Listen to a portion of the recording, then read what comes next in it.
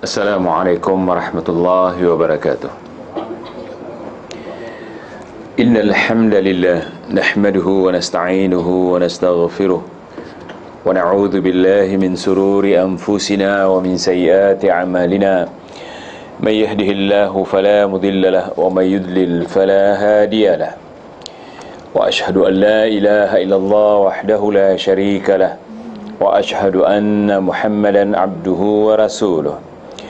يا أيها الذين آمنوا اتقوا الله حق تقاته ولا تموتن إلا وأنتم مسلمون. يا أيها الناس اتقوا ربكم الذي خلقكم من نفس واحدة وخلق منها زوجها وبث منهما رجالا كثيرا ونساء واتقوا الله الذي تساءلون به والأرحام إن الله كان عليكم رقيبا.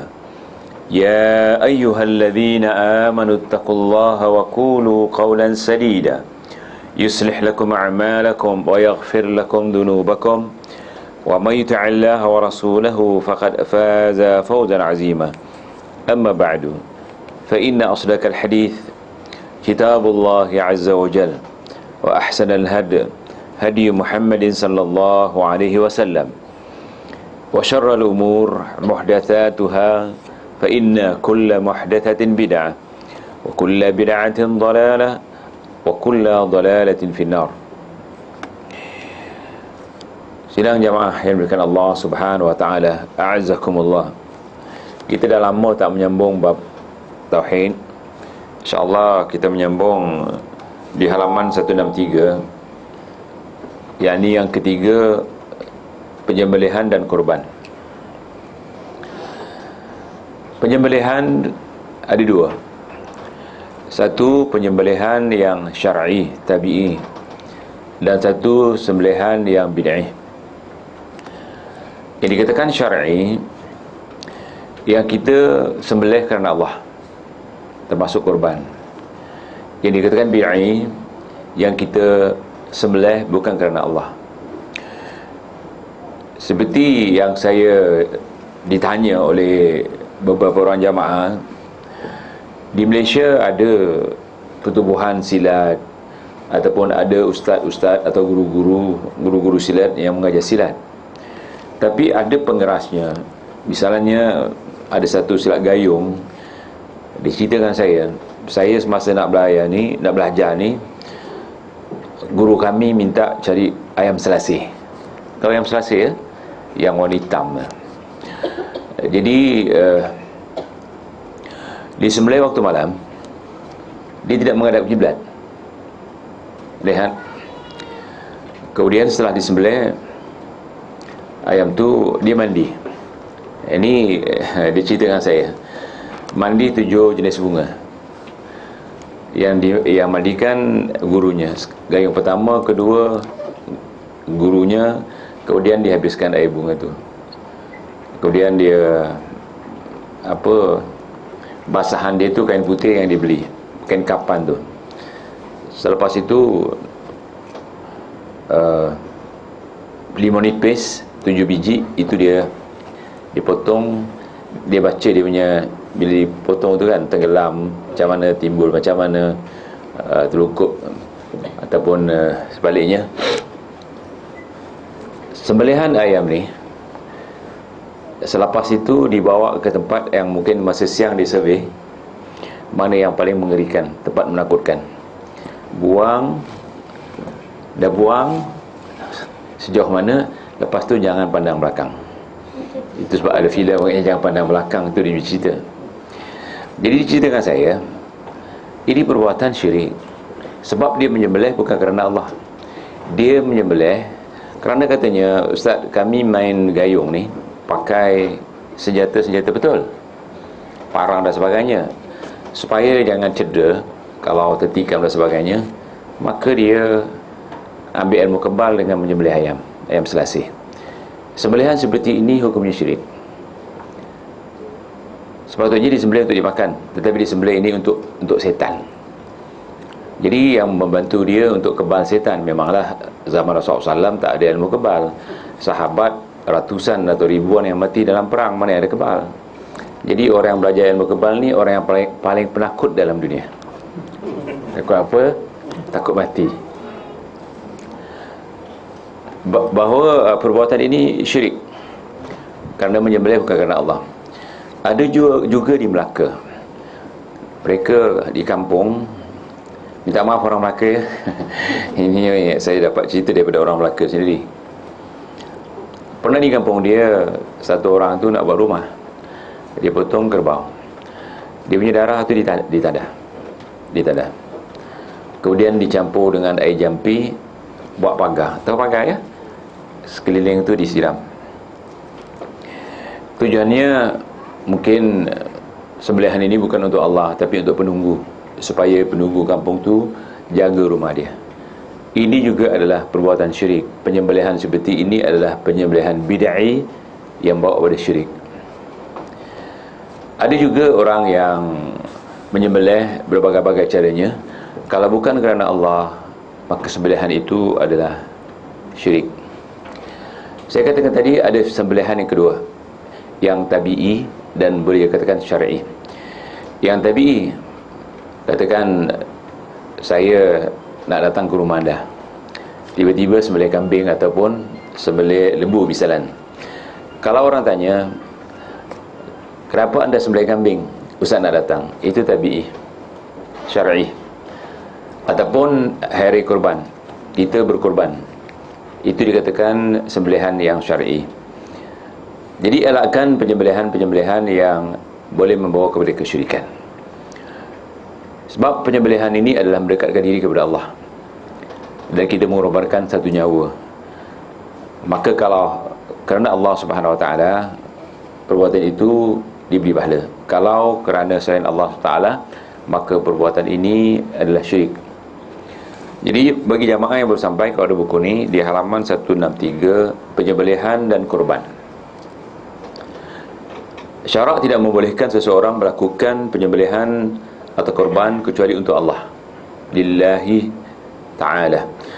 Kerana penyembelihan dan berkorban dianggap sebagai ibadah berdasarkan dalil-dalil Al-Quran dan hadis yang sahih. Walaupun sebesar mana pun, seperti burung puyuh, kalau kita menyembelih kerana Allah, kita dapat pahala. Dalilnya adalah firman Allah SWT dalam surah Al-An'am ayat 162, Qul inna salati wa nusuki wa mahyaya wa mamati lillahi rabbil alamin la syarika lahu wa bidzalika umirtu wa ana minal muslimin. Katakanlah, sesungguhnya sembahyangku, ibadahku. Nusuk di sini banyak maknanya. Ada mengatakan haji, seperti Rasulullah SAW mengatakan khudhu anni manasikakum, ambillah daripada aku cara kamu mengerjakan manasik, ini manasik haji. Nusuk di sini sebenarnya umum, apa saja jenis ibadah dikatakan nusuk. Jadi katakanlah, sesungguhnya sembahyangku, ibadahku, wa nusuki yakni ibadahku, hidupku dan matiku hanyalah untuk Allah, Tuhan semesta alam, tiada sekutu baginya, dan demikian itulah yang diperintahkan. Waalaikumsalam warahmatullahi wabarakatuh. Waalaikumsalam warahmatullahi wabarakatuh.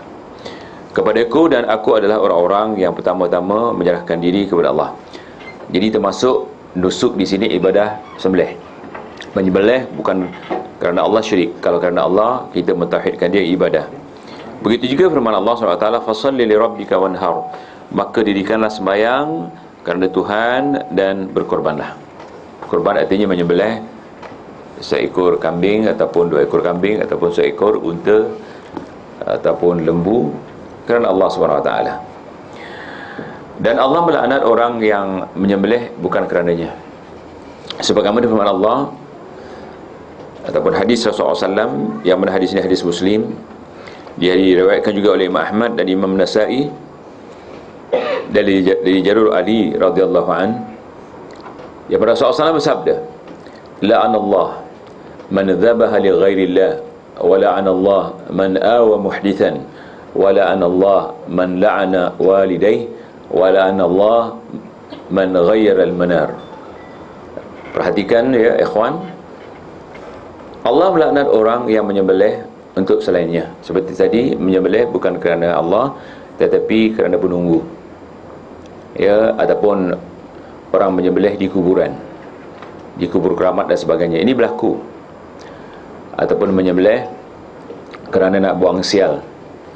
Dia pergi dukun, kata dukun nak buang sial, sembelihan di tempat dia nak buang sial. Ini semua adalah perbuatan syirik. Jadi percayalah ikhwan bahawa Allah melaknat orang yang melakukan kerja seperti itu. Selain ini adalah Allah melaknat orang yang melindungi orang yang melakukan bid'ah. Pembuat bid'ah ni kalau kita lindungi, Allah laknat. La'anallahu man awa muhdithan. Awa muhdithan artinya melindungi atau membantu pembuat bid'ah. Allah laknat. Sebab kullu bid'atin dhalalah. Tidak boleh dibantu atau dilindungi pembuat bid'ah, apapun jenis bid'ahnya. Ya, bagaimana ya kalau Jumaat misalnya nak buat bid'ah, rumah dia tak muat, dia tumpang rumah kita, macam mana? Itu satu masalah juga. Kan ramai seperti itu sekarang. Kalau ikut hadis ni, Allah laknat orang yang membantu buat bid'ah. Sebab Imam Syafi'i rahimahullah membid'ahkan membaca Quran beramai-ramai ataupun menghadiahkan pahala bacaan tersebut untuk orang mati. Imam Syafi'i mengatakan di dalam kitab Al-Um, di antaranya dalam I'anatul Talibin, kita tidak menanggung dosa orang lain. Alla taziru waziratun wizra ukhra. Ditujukan kepada orang yang membaca Al-Quran untuk menyelesaikan atau menghadiahkan pahala kepada orang mati. InsyaAllah akan datang buku ni, akan orang cetak. Saya ingat dalam 2 minggu, 3 minggu itu buku itu terbit. Setebal 200 muka lebih, insyaAllah. Mudah-mudahan saya bawa ke sini nanti. Jadi Imam Syafi'i melarang membaca tahlilan, yasidan dan sebagainya. Yang maksudnya nak dihadiahkan pahalanya kepada orang mati, itu diharamkan. Kemudian Allah juga melaknat orang yang melaknat kedua orang tuanya. Bagaimana cara melaknat? Kita mustahil nak laknat mak bapak kita. Caranya bagaimana? Kita bergaduh, kita laknat mak bapak diorang tu. Bila mak bapak orang tu laknat bapak kita, mak kita, puncanya siapa? Puncanya kita kan. Oleh kerana kita jadi punca, sama seperti kita melaknat siapa dia? Mak bapak kita. Paling-paling orang Melayu ya dulu. Jadi kepala bapak, ini kepala bapak engkau, ini kepala bapak engkau. Dia cabar. Ini biasanya yang buat ni batu api. Kalau dia sepak kepala bapak dia apa? Mula bergaduh. Ini sama seperti kita melaknat ataupun menghina mak bapak kita. Jadi apapun kita yang ikut kuliah ni ataupun yang melihat rakaman ni, kalau bergaduh bagaimanapun, jangan laknat mak bapak mereka. Kalau kita laknat mak bapak mereka ataupun hina, caci, maki dan sebagainya, dia akan laknat mak bapak kita. Memang kalau kita tak lihat syarah hadis ni, kita tidak tahu macam mana. Tak ada orang laknat mak bapaknya. Tapi cara melaknat mak bapaknya, apabila kita bertengkar atau bergaduh, kita laknat mak bapak dia orang laknat mak bapak kita. Itu yang dimaksudkan. Begitu juga Allah melaknat orang yang berubah batu sepadan. Ada separuh kita beli tanah kan, batu sepadan tu kita cabut, kita luaskan lagi. Itu Allah laknat. Tapi sekarang mereka tak boleh buat. Sebab apa? Ada juruko. Juruko dapat tahu. Walaupun 1 inci, satu jengkal, diorang dapat tahu. Jadi kalau boleh, kita jangan buat. Sebab Allah laknat. Apa makna laknat? Laknat ni dalam bahasa Arab bermakna ba'udah. La'na ba'udah. Ba'udah artinya jauh, ba'id.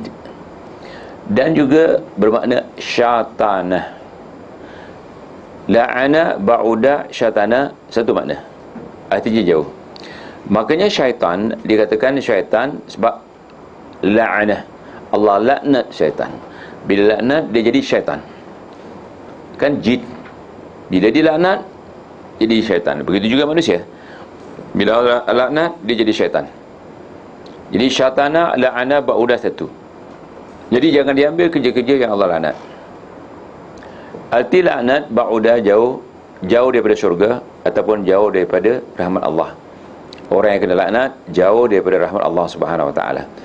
Jadi di antara hadis di sini, pertama kita memberi fokus tidak boleh menyembelih kecuali kerana Allah. Kalau selain daripada Allah Subhanahu wa taala tujuannya menyembelih, maknanya perbuatannya syirik. Sebab kita mempelajari bab tauhid ni.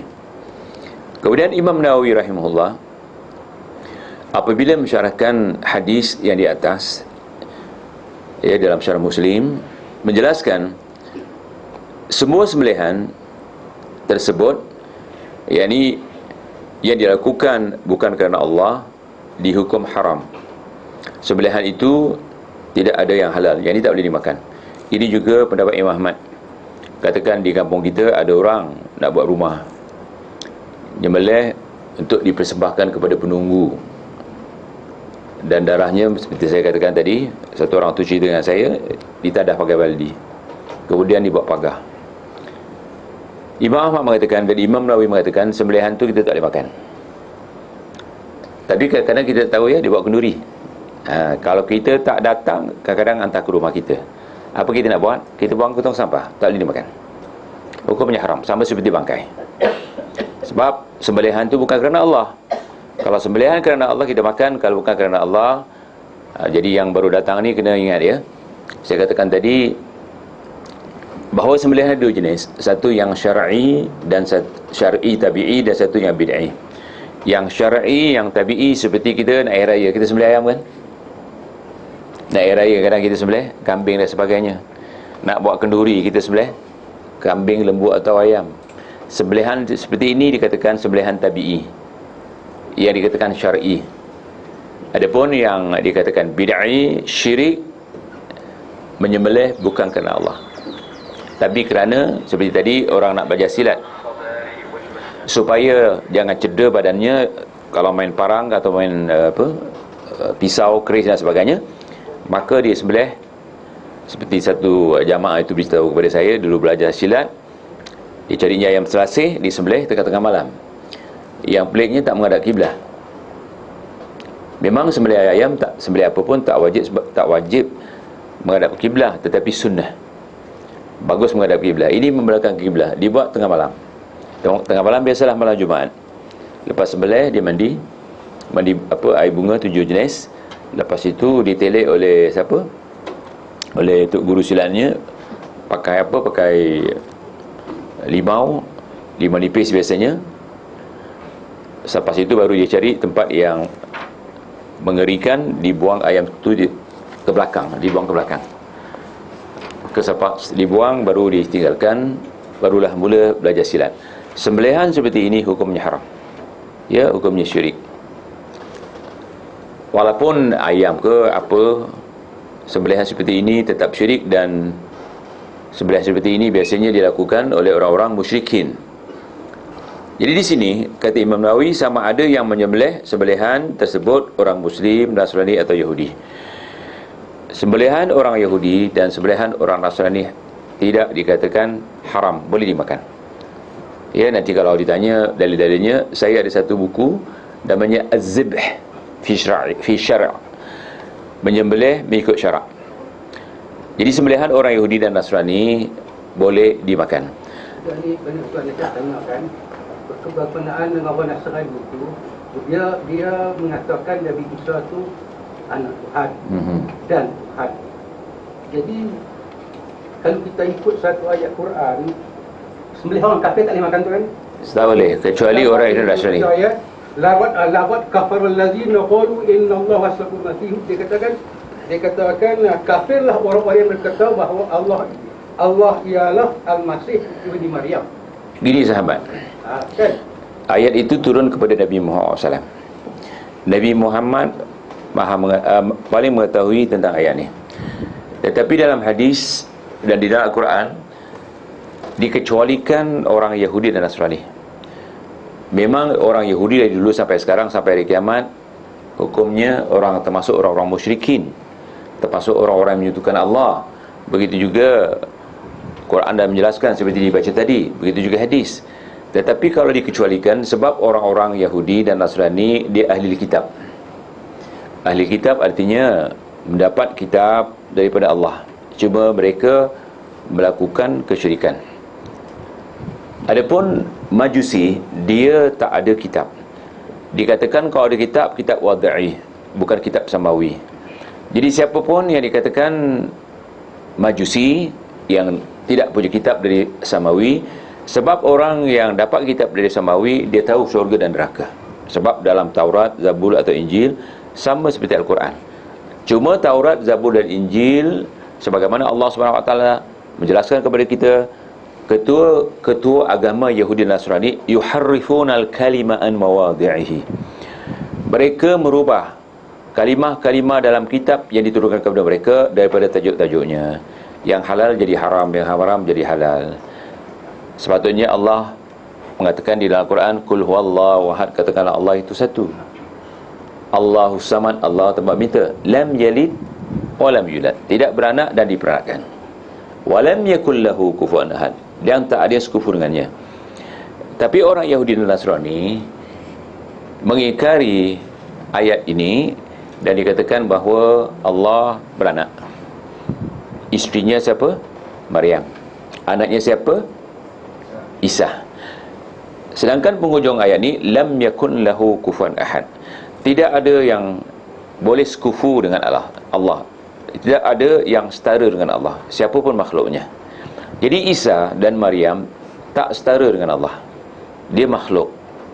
Lihat dia, Nabi Isa kalau dikatakan anak Tuhan, kenapa Allah tu berkahwin hanya dengan satu orang perempuan namanya, sedangkan banyak lagi perempuan? Kenapa dia tak poligami? Ini bermakna mustahil Allah berkahwin, kerana Allah itu tak sekufu dengan manusia. Sedangkan kahwin perlu sekufu kan? Apa arti sekufu? Setara, standing. Allah mengatakan walam yakun lahu kufuwan ahad, tidak ada yang sekufu dengan Allah.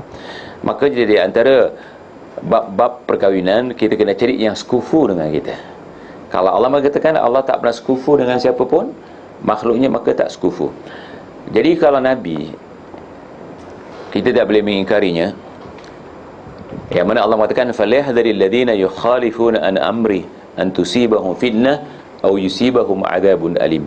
Berjaga-jagalah orang yang menyalahi perintah Allah dan Rasulnya, akan ditimpakan kepada mereka fitnah dan akan ditimpakan azab yang pedih. Jadi fitnah di sini syirik. Jadi kalau Nabi mengatakan boleh, maka kita katakan boleh. Sembelihan mereka boleh. Ada mereka mengatakan orang yang boleh kita makan Yahudi atau Nasrani bangsa Ibrani, tidak. Siapa pun yang mengatakan dia Yahudi atau Nasrani, sembelihannya boleh dimakan. Cuma pertikaiannya, apakah dia menyembelih secara sebagaimana diperintahkan dalam kitab mereka, ataupun menyembelih sebagaimana sekarang, bagaimana sembelihnya cocok ya? Tabuk. Itu yang dikatakan pertikaiannya. Kalau disembelih seperti sembelihan kita, sembelihan yang Allah syarakkan, tentukan, maka boleh dimakan. Kalau penyembelihan seperti pancung, ataupun di elektrik sampai mati, ataupun apa cara selain daripada sembelihan syar'i, maka kita tak boleh makan. Itu saja yang dikatakan. Tetapi di Singapura, di pasar, saya melihat sendiri orang Yahudi disuruh orang Islam sembelih, dia tak kasi Cina sembelih. Di pasar di Singapura dulu, satu sembelihan ayam dibayar dengan 30 sen, Sing dollar, harga Singapura. Jadi orang yang tukang sembelih ini, bapak saya sendiri, bapak saya Cina tu panggil, dia panggil Pak Haji, tukang sembelih. Orang-orang Yahudi, dia tak beli sembelihan yang Cina sembelih, dia suruh bapak saya sembelih. Bangsanya Yahudi yang pakai apa? Topi yang songkok yang tu. Ini bermakna dia mengiktiraf agama kita tentang sembelihan sama. Bila ditanya, dia mengatakan orang Yahudi tak makan sembelihan orang-orang yang sembelihannya tidak seperti sembelihan orang Islam. Dia mengatakan orang Yahudi atau orang Nasrani yang kembali kepada agamanya, dia tak akan makan sembelihan yang berbeza dengan sembelihan orang Islam. Sebab agama Islam, agama orang Yahudi dan Nasrani asalnya agama yang satu. Sebab nabinya adalah nabi kita. Inna dina indallahil Islam, agama isi Allah itu Islam. Yang membawa agama ini adalah nabi. Allah mengatakan la nufarriqu baina ahadin min rusuli. Allah tidak membeza-bezakan di antara seorang nabi dengan seorang nabi. Daripada Nabi Adam, kalau Nabi Adam dia katakan nabi, Nabi Ibrahim, Nabi Nuh dan sebagainya, semua Nabi yang satu agamanya.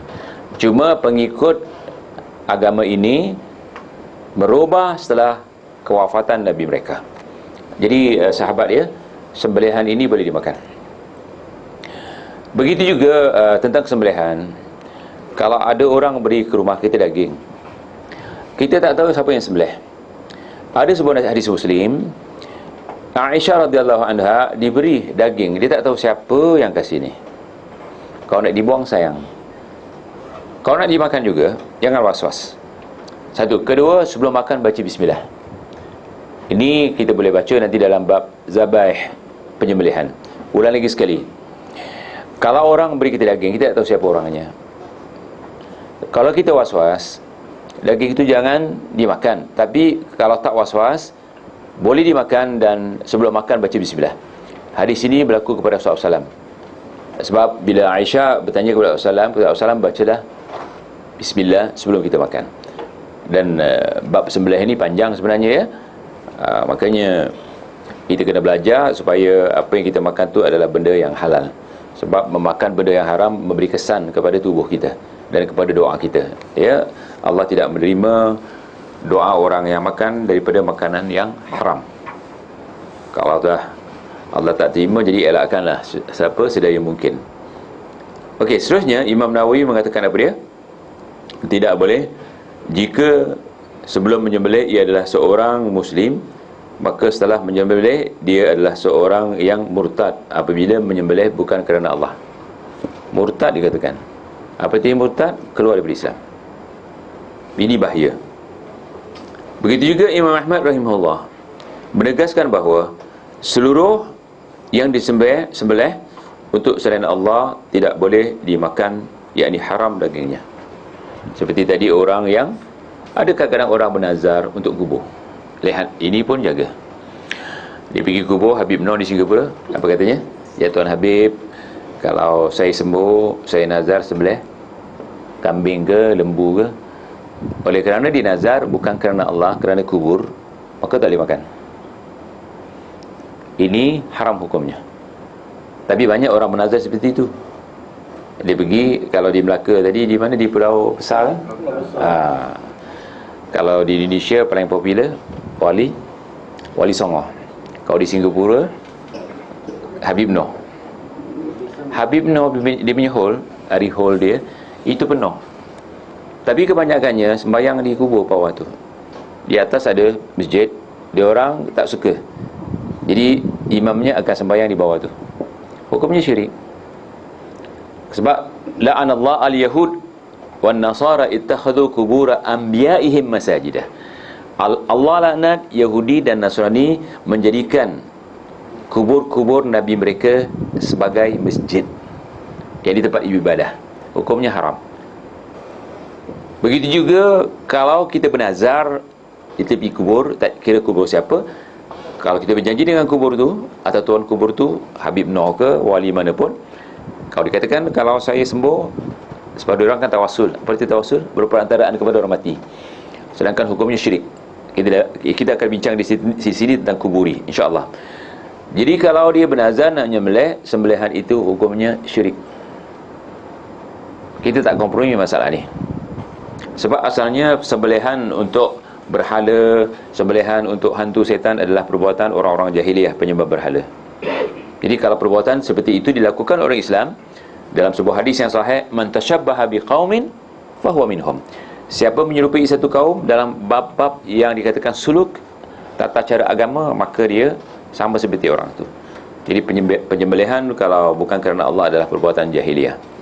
Elakkan perbuatan seperti ini. Kemudian termasuklah dianggap syirik perbuatan mereka yang menyerupai perbuatan orang-orang jahiliyah Mekah sebelum kedatangan Islam, yang mana mereka menyembelih atau berkorban untuk patung berhala yang mereka sembah, yakni untuk makhluk. Perbuatan tersebut juga dilakukan oleh sebahagian masyarakat Melayu di Nusantara, iaitu menyembelih seekor atau beberapa ekor sembelihan kerana tujuan kedugunan, seperti untuk ilmu-ilmu pertahanan diri, sebagaimana saya katakan tadi, perubatan, Ini kita bukan mengumpat. Satu orang yang dah tobat pun jumpa saya. Di Johor Bahru tu ada satu namanya Mahaguru Johari. Pernah dengar? Dulu selalu keluar surat khabar. Dia pernah operate bedah seseorang, dia pakai tangan saja. Masuk surat khabar dulu. Mahaguru Johari ini isterinya 4, tapi ada beberapa orang yang mengaku sebagai isterinya juga. Saya tak tahu apakah dia mut'ah dan sebagainya, wallahualam. Ada seorang dia sakit mata saja, pergi guru Johari ni untuk dirawat, minta seekor lembu. Orang tu kaya bagi. Jadi anaknya ikut kuliah saya, dia mengatakan, bapak saya dulu masa dia hidup katanya, dia berobat dengan Mahaguru Johari ni, minta seekor lembu, sembelih seekor lembu. Jadi perubatan seperti ini perdukunan kalau kerana Allah SWT, insya-Allah. Tapi setelah dia sembelih, dia punya lembu gaib ke mana, wallahu alam. Dekat dengan rumah sahabat ni, Mahaguru Johari tu, yang kata budak-budak rumantu tu. Dan Guru Johari tu dia belajar dekat Indonesia 4 tahun, kan tak? Wallahu alam, saya tak tahu. Dekat Indonesia. Wallahu alam. Saya ada baca. Itu termasuk kereta mewah di depan rumahnya, wallahu alam. Tapi dia adalah orang yang mengajar ilmu silat, di antaranya perdukunan. Kalau berobat dengan dia, di antaranya adalah mengorbankan sama ada ayam dan sebagainya. Ni orang-orang yang dulu pernah berobat dengan dia bila ikut kuliah saya di Johor, cerita bab ni. Tidak ada perubatan dalam Islam yang mesti menyembelih ayam atau kambing, tak ada. Tak ada, sama sekali tak ada. Untuk apa? Kadang-kadang orang yang berobat ni tak makan walaupun sedikit dagingnya. Kalau katakan supaya dia sihat, makan daging, tak ada masalah. Tapi yang berobat ni tak makan dagingnya. Wallahu alam. Ala kulli hal, perbuatan seperti ini adalah perbuatan yang syirik, perbuatan yang membawa pada kesyirikan. Bab sembelihan ini saya katakan adalah mengorbankan nyawa. Kalau kerana Allah SWT, kita berdekatkan diri kepadanya. Tetapi kalau kerana selain Allah SWT, kita syirik, sebagaimana orang-orang jahiliah melakukan, ya. Dan kita teruskan, ya, seperti tujuan kedukunan, seperti untuk ilmu-ilmu pertahanan diri, perubatan, pemulihan, atau semahan. Tahu semah? Ada orang nak semah dia punya rumah, sembelih apa? Sembelih itu dan sembelih ini. Tahu semah rumah? Rumah baru. Dia takut rumahnya dikacau oleh itu dan ini, maka disemah dengan apa? Dengan penyembelihan. Ini perbuatan tetap hukumnya haram. Sebab dia menyembelih bukan kerana apa? Bukan kerana Allah, kerana hantu, kerana gangguan dan sebagainya. Sebagaimana saya tulis ini, semasa berpindah ke rumah baru. Saya catat ni kerana saya dapat pengalaman, cerita daripada anak-anak murid saya. Nanti siapa ada cerita baru di sini, ceritakan saya tentang sembelih ni. Saya katakan terus terang, supaya kita kongsi bersama. Cetakan akan datang, saya akan tambah di sini. Siapa ada cerita-cerita ni, ya. Seperti ingin mendirikan rumah yang baru, seperti mana saya katakan di Melaka pernah berlaku. Membuka tanah baru untuk dijadikan ladang atau seumpamanya, pernah juga berlaku, ya. Tanam kelapa sawit yang baru, supaya jangan diganggu potong apa? Potong kambing. Di tempat tanah kelapa sawit ini berlaku di Felda-Felda. Kerana kononnya bertujuan melindungi ataupun berlindung diri dari gangguan jin, penunggu, hantu, syaitan atau seumpamanya. Kekarutan perbuatan jahiliyah yang membawa kepada kesyirikan ini telah dijelaskan oleh Allah Subhanahu wa taala. Lihat, ini sudah berlaku dari dulu. Yang mana dalam surah Jin ayat 6, wa annahu kana rijalun minal insi ya'uduna birijalin minal jinni fazaduhum rahaqa. Sesungguhnya ada beberapa orang laki-laki di antara manusia meminta perlindungan kepada beberapa laki-laki dari kalangan jin, maka jin-jin itu menambah apa dia? Bagi mereka dosa dan kesalahan. Menurut Ibn Kathir, di antaranya minta lindung dengan menyembelih binatang sembelihan. Jadi kita dah bincang tempoh hari, jin kita tak nampak. Siapa pernah nampak jin di sini? Cuba angkat tangan. Jangan cakap jin Samsudin dia. Dia mengatakan saya pernah jumpa jin. Jin siapa? Tapi dia boleh menampakkan diri, Tuan. Ya, boleh. Walaupun Imam Syafi'i mengatakan siapa yang mengaku dia sudah tengok jin, maka dia kafir. Imam Syafi'i tarik. Sebab Abu Hurairah dia tengok jin, dia tangkap jin kan. Dan beberapa kisah di dalam hadis Muslim, ada zaman dulu sebelum kedatangan Rasulullah SAW, kaum Bani Israel yang berlawan dengan jin. Satu cerita dalam hadis Muslim, seorang lelaki bila tahu di ujung kampung situ ada pokok yang disembah, maka dia ambil dia punya kapak, dia nak tumbangkan.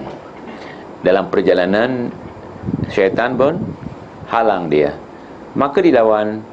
Bila syaitan nak dibunuh, maka syaitan mengatakan apa? Lepaskan aku. Besok kalau engkau bangun tidur, di bawah bantal engkau tengok ada dinar. Okey, jadi pun dilepas. Ternyata orang ni kaki rasual kan. Bila dia lepas, besok paginya dia tengok bawah bantalnya ada dinar. Kebesokan harinya dia bangun, dia tengok bawah bantalnya tak ada dinar. Tadi dia nak robohkan ataupun nak tumbangkan pokok kerana Allah, maka dia menang lawan setan ni. Yang kedua, dia nak tumbangkan pokok tadi bukan kerana Allah, kerana dinar. Dia lawan dengan setan, setan bunuh dia. Lihat, di dalam Al-Quran, setan tidak boleh melawan orang yang ikhlas. Yang mana dalam Al-Quran mengatakan, Iblis berkata depan Allah, la aghwiyannahum ajmain. Dia katakan, kami akan sesatkan semua Bani Adam ni. Tapi akhirnya Iblis ni mengatakan, yang tak akan mampu diapa-apakan oleh iblis jin ni atau syaitan, min ibadikal mukhlasin, daripada hamba-hamba kamu yang ikhlas. Jadi yang pertama tadi ikhlas lillah, dia menang. Tapi yang kedua, dia buat bukan lillah, kerana dinar. Din dan nar, ini dua kalimah disambung. Din, agama. Nar, neraka. Dinar. Jadi kalau kerana dinar dia kalah, begitu juga kita sekarang. Kalau kita beribadah kerana Allah, kita menang. Kalau kita beribadah bukan kerana Allah, kita kalah. Jadi jin takut kepada manusia. Jin takut kepada manusia. Tetapi oleh kerana manusia takut kepadanya, jin permainkan manusia. Kerana Rasulullah SAW dalam sebuah hadis yang sahih, pernah satu masa tangkap jin ataupun tangkap syaitan. Apabila ditangkap syaitan ni, apa dibuat? Dia tarik. Dia tangkap syaitan ni, dia nak ikat di mana? Pegang. Dia nak ikat di depan rumah untuk mainan budak-budak, mainan anak kecil. Tetapi oleh kerana menghormati Nabi Sulaiman, dia lepas. Sebab jin ni ataupun dikatakan yang jadi setan ni adalah jin, dilepas kerana menghormati Nabi Sulaiman. Kalau kita ambil kata Rasulullah, dia nak jadikan mainan budak-budak. Tak, budak-budak, kucing kadang-kadang budak tak pernah tengok, dia boleh takut. Ini kata Rasulullah nak jadi mainan budak-budak. Yang kita bapak budak, mak budak ni ketakutan kenapa? Ya kan? Bila kita takut, maka dia menang. Cuma kalau jumpa setan, jangan dimaki. Kalau jumpa setan, dalam hadis jangan dimaki. Kalau dimaki, dia jadi besar. Paling-paling kita kalau jumpa dia, ta'awuz. Ataupun kalau kita takut satu tempat yang mungkin boleh menjadikan kita boleh kena sampuk ataupun kena sihir, kita baca a'udzu bikalimatillahi tamma min syarri ma khalaq. Ini hadis Bukhari, puan-puan, tuan-tuan. Kalau satu tempat mengerikan kita,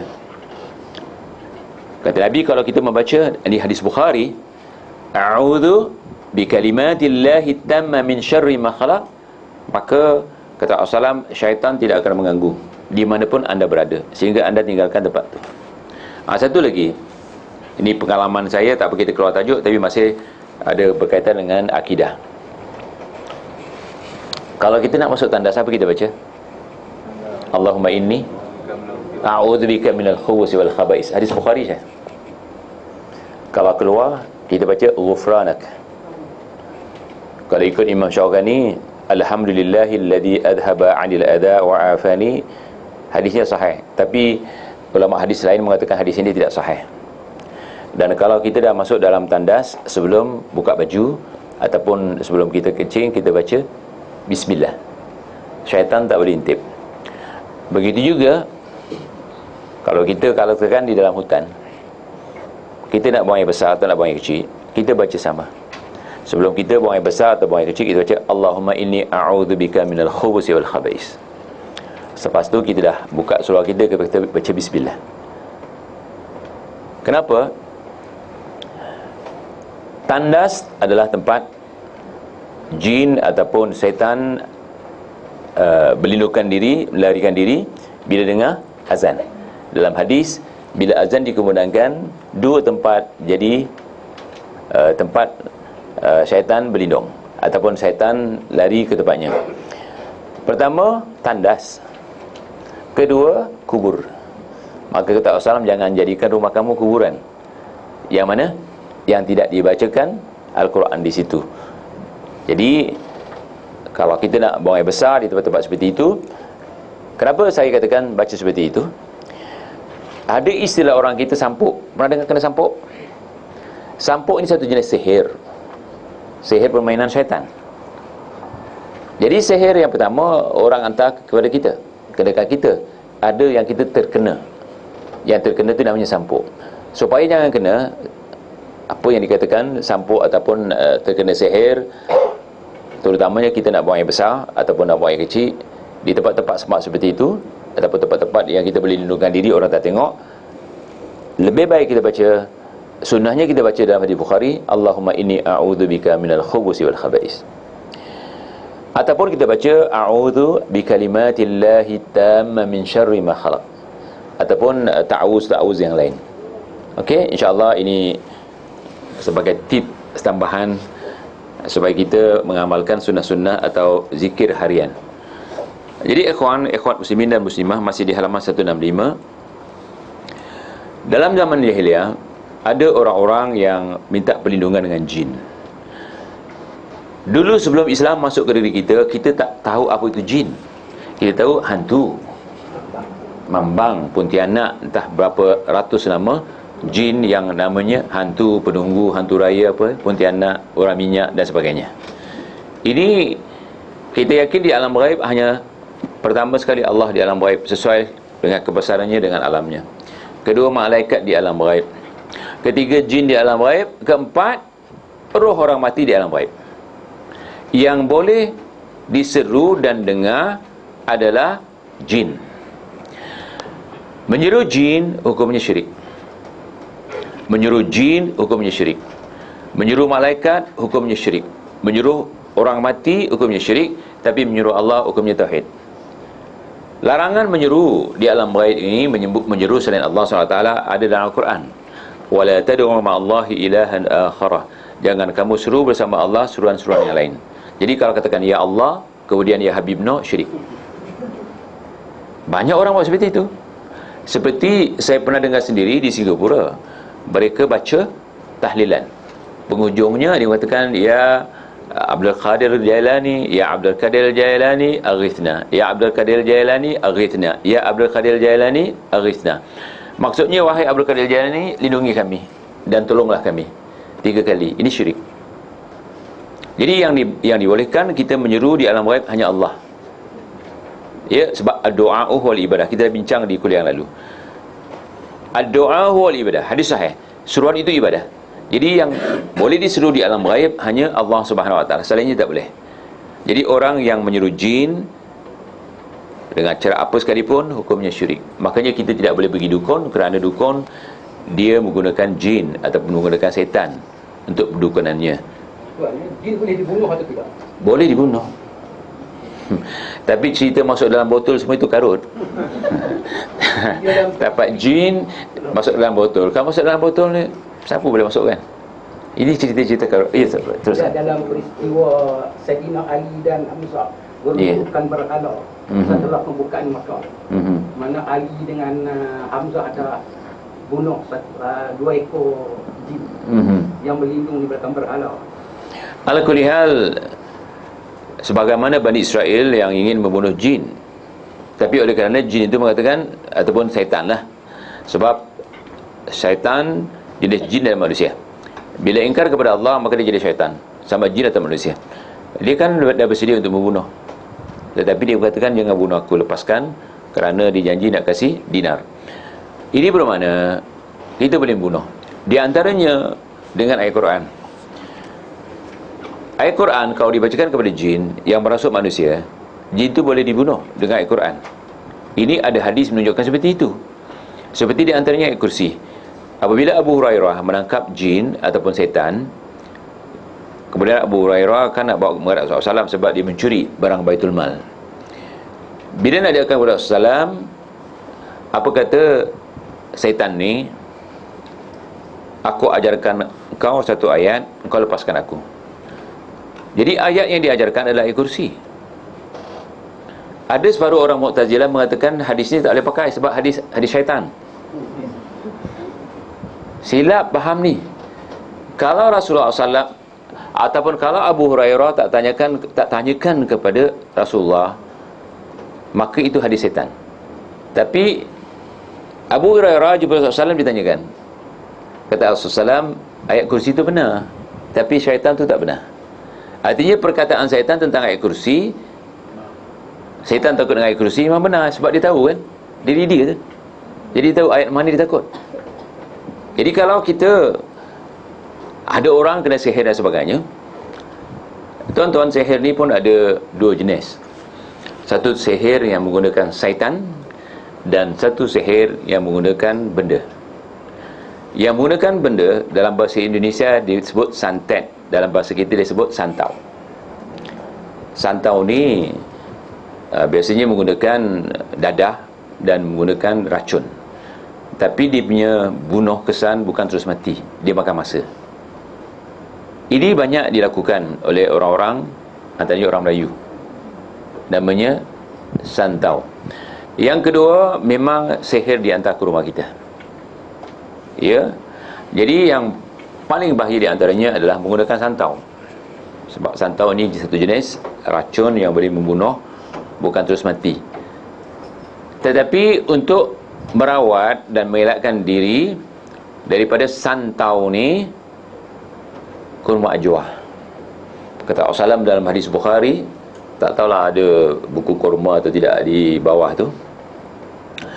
Siapa yang makan kurma satu hari berapa biji, ikhwan? 7 biji. Setiap hari diselamatkan daripada keracunan dan sihir. Lihat, keracunan dan sihir. Kerana zaman Rasulullah SAW ada santau. Jadi untuk merawat, 2 ni dalam satu ajwa, kurma ajwa. Jadi merawat orang yang kena racun sihir dan kena sihir. Racun dalam sihir itu santau. Jadi kalau Rasulullah SAW mengatakan, kalau kita makan 7 biji itu rawatannya. Makanya orang yang kena santau, saya katakan cari kurma. Kurma apa? Kurma ajwa. Sembuh saya berdirian saya satu. Nabi Muhammad Nabi aku yakin. Maka kita kena katakan seperti itu. Nabi Muhammad Nabi kita. Siapa kena santau, cari kurma. Kurma apa? Ajwa. Hadis ni hadis Bukhari. Siapa boleh ambil hadis di bawah? Sama boleh ambil kurma kalau ada? Kalau ada.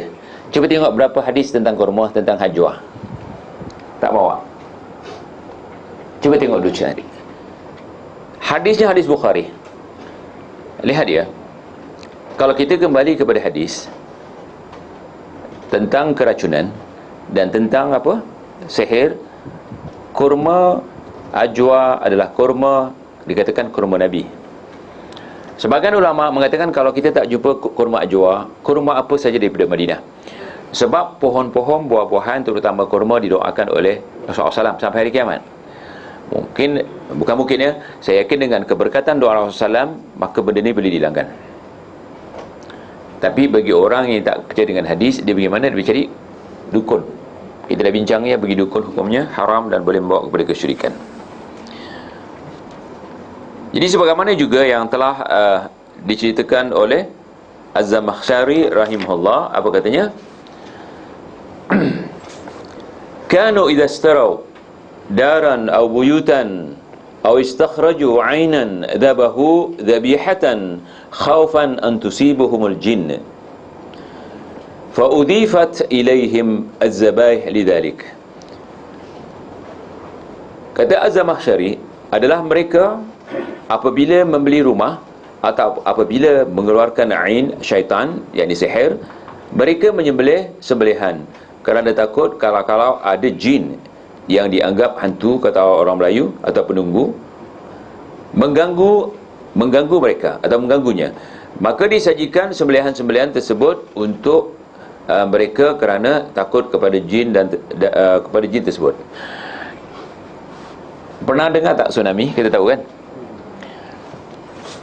Setelah berapa bulan gitu tsunami, saya dijemput ke Indonesia dalam satu seminar.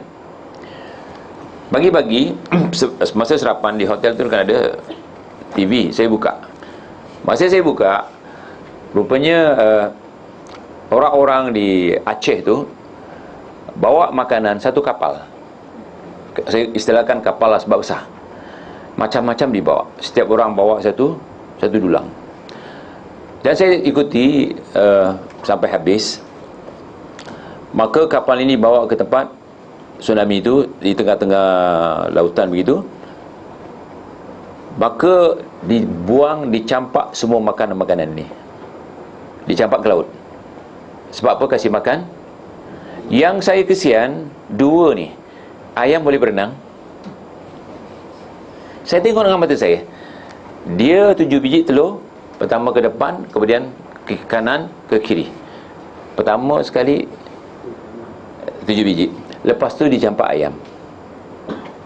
Ayam tak boleh berenang, Syekh. Kedua dicampak kambing tu. Kalau dia makan kambing tu kan bagus. Tapi dicampak ke laut. Alasannya, kata mereka, tsunami berlaku kerana orang kampung tak kasih makan penunggu tsunami. Kalau hantu tu betul, setiap tahun dia minta nanti. Kalau tidak, tsunami lagi. Kenapa tak minta dengan Allah?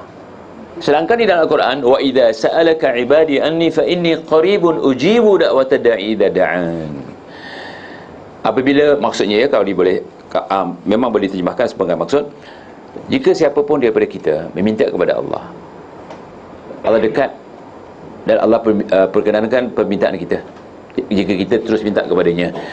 Dan saya tengok ya, ada beberapa sembelihan yang mereka sembelih berupa kambing untuk penunggu tsunami. Ini hukumnya syirik.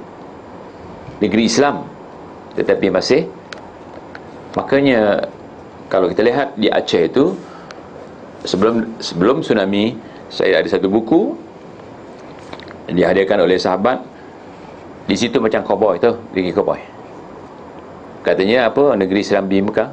Serambi Mekah apa? Tapi subhanallah, perzinahan, perempuan dan sebagainya, pelacuran dan arak berluasa. Sampai diistilahkan, ya, ada nama jin dekat tsunami tu. Nama dia Nyai Guru Hidup. Saya tak tahu siapa tu. Wallahu alam. Ini kalau percaya hukumnya syirik. Jadi dalam zaman dahulu sudah ada kepercayaan memberi makan penunggu.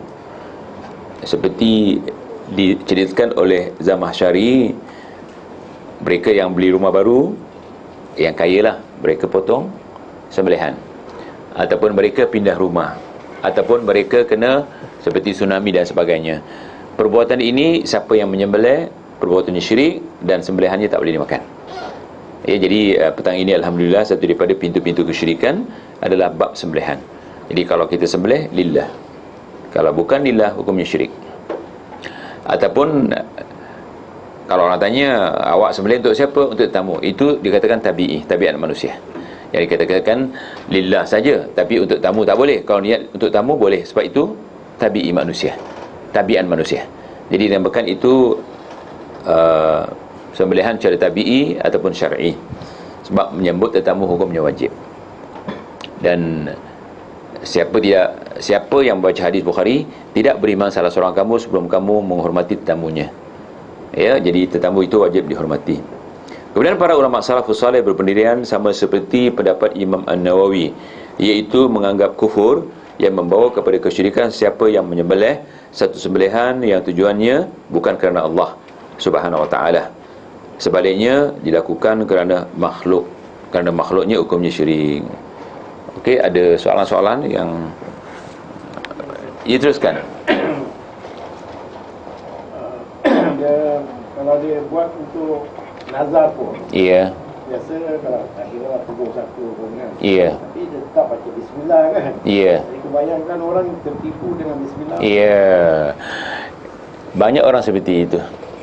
Begitu juga banyak orang tertipu dengan dukun bila penghujungnya terima kasih, ada la ilaha illallah. Contohnya, ya, dukun kasih air jampi, sebelum minum baca bismillah, kemudian dengan berkat doa la ilaha illallah. Ingat ya ikhwan, apapun yang kita nak makan, apapun yang kita nak minum, disuruh baca bismillah sahaja. Adapun membaca apapun selain bismillah, maka hukumnya bid'ah. Contohnya, tidak ada satu hadis sebelum makan kita baca doa makan apa dia? Allahumma barik lana fima razaqtana wa qina adzabannar. Ikhwan, ini bukan nak menuduh ya. Tentang makan makulat, makanan-makanan, tentang bab makan, saya tidak pernah jumpa, dan saya tanyakan kepada masyayikh tentang apa? Tentang membaca bismillahirrahmanirrahim. Ingat, nak makan baca bismillah.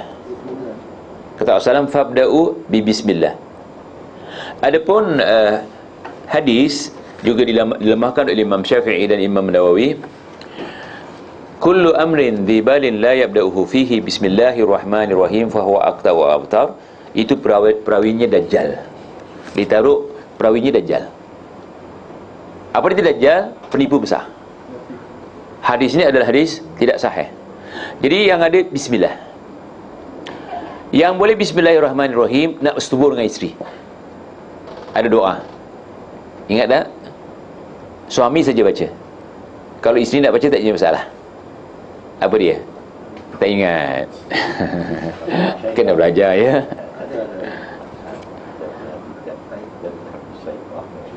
Allahumma jannibna. Kita kena hafal ni. Bukan bermakna kalau kita tak baca bahawa syaitan berzina ataupun menyetubuhi isteri kita, tak. Tapi supaya jangan diganggu syaitan anak tu yang lahir. InsyaAllah kita boleh faham. Jadi ikhwan muslimin dan muslimah, baca bismillah sahaja. Dan bila makanan dibaca bismillah, ada seorang sahabat, dia makan depan Rasulullah SAW, dia lupa nak baca bismillah. Pertengahan makan dia baca bismillah. Apa kata Rasulullah SAW? Syaitan memuntahkan apa yang sudah dia makan. Dia baca bismillah ala awalihi wa akhirihi, tapi bukan bismillahirrahmanirrahim ala awalihi wa akhirihi. Hadis ini juga menunjukkan bahawa dia ajar bismillah. Ini bermakna semua makanan yang dibaca bismillah, syaitan tak boleh sentuh. Di dalam hadis, bila kita membaca salam ataupun baca doa masuk rumah, kemudian baca bismillah sebelum makan, apa kata syaitan? Aku tak boleh bermalam di rumahnya, dan aku tidak dapat makan malam di rumahnya. Lihat, mudahnya nak halau syaitan. Tak payahlah pergi dukun teruk tangkal sana, tak payah. Zikir-zikir tu boleh membantu kita menghalau syaitan-syaitan ni. Jadi bismillah sahaja. Adapun Allahumma barik lana fima razaqtana wa qina adzabannar, itu tidak ada hadisnya. Kalau nak baca doa selepas makan, dah kenyang baca doa. Begitu juga orang bila sedawa alhamdulillah. Siapa suruh?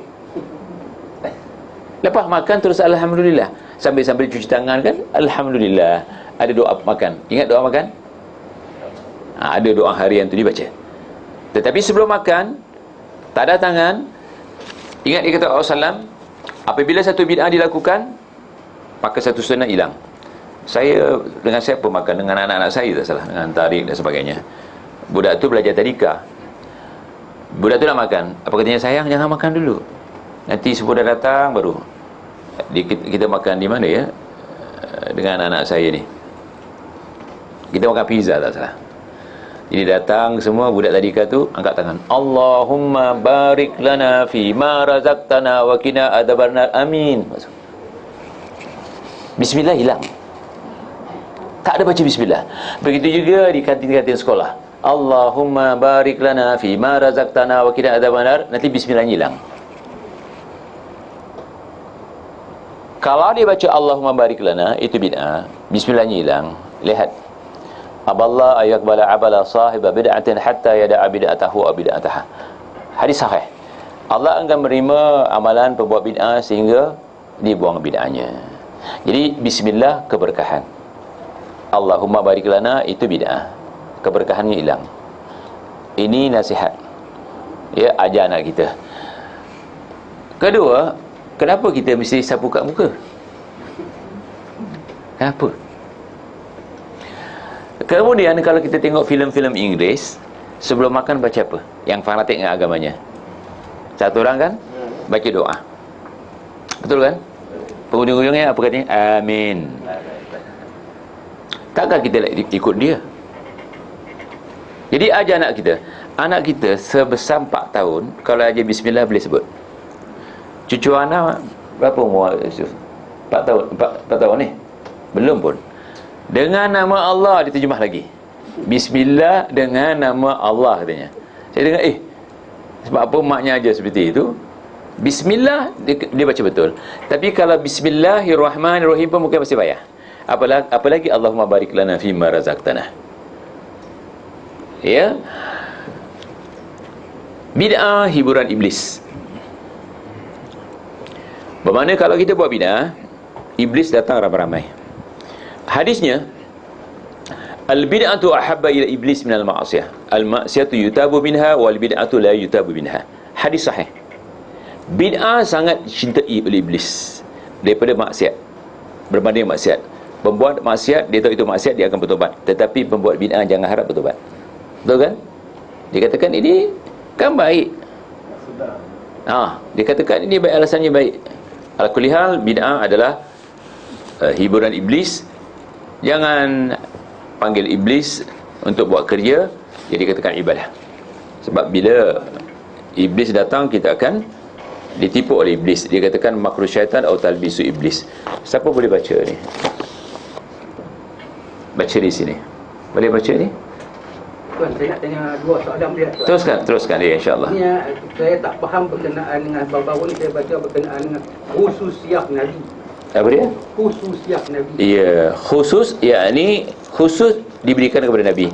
Kahwin 9, anda boleh kahwin 9? Boleh. Nak tanya boleh kahwin 9? Tak boleh, kalau mut'ah lain lah. Itu khususiyah Nabi. Khususiyah Nabi. Iya. Kemudian perbezaan dia antara tabarruk dengan tawassul. Tabarruk minta berkat daripada barakah, itu sunnah. Tawassul berperantaraan. Berperantaraan dua. Satu berperantaraan dengan orang hidup, dan satu berperantaraan dengan orang yang mati. Katakan saya demam, minta sahabat doakanlah saya. Kita bertawassul dengan orang hidup. Kita sakit, pergi kubur, kita cakap ya Habib Noh sembuhkanlah aku. Itu bertawassul dengan orang mati, itu syirik. Tabarruk boleh lah. Tabarruk boleh. Tabarruk minta berkat Orang hidup atau dengan orang hidup dan minta berkat apa yang kita dapat. Makanya ya sunnah, apabila kita melihat kawan kita dapat benda baru, kita katakan barakallahu fik. Akan dijawab Allah yubarik fik. Barakallahu fik. Semoga Allah memberi berkat kepada benda yang kita dapat ni. Maka kita kalau dikatakan seperti itu, kalau orang mengatakan barakallahu fik, katakan Allah yubarik. Allah yubarik fik. Itu saja, ya.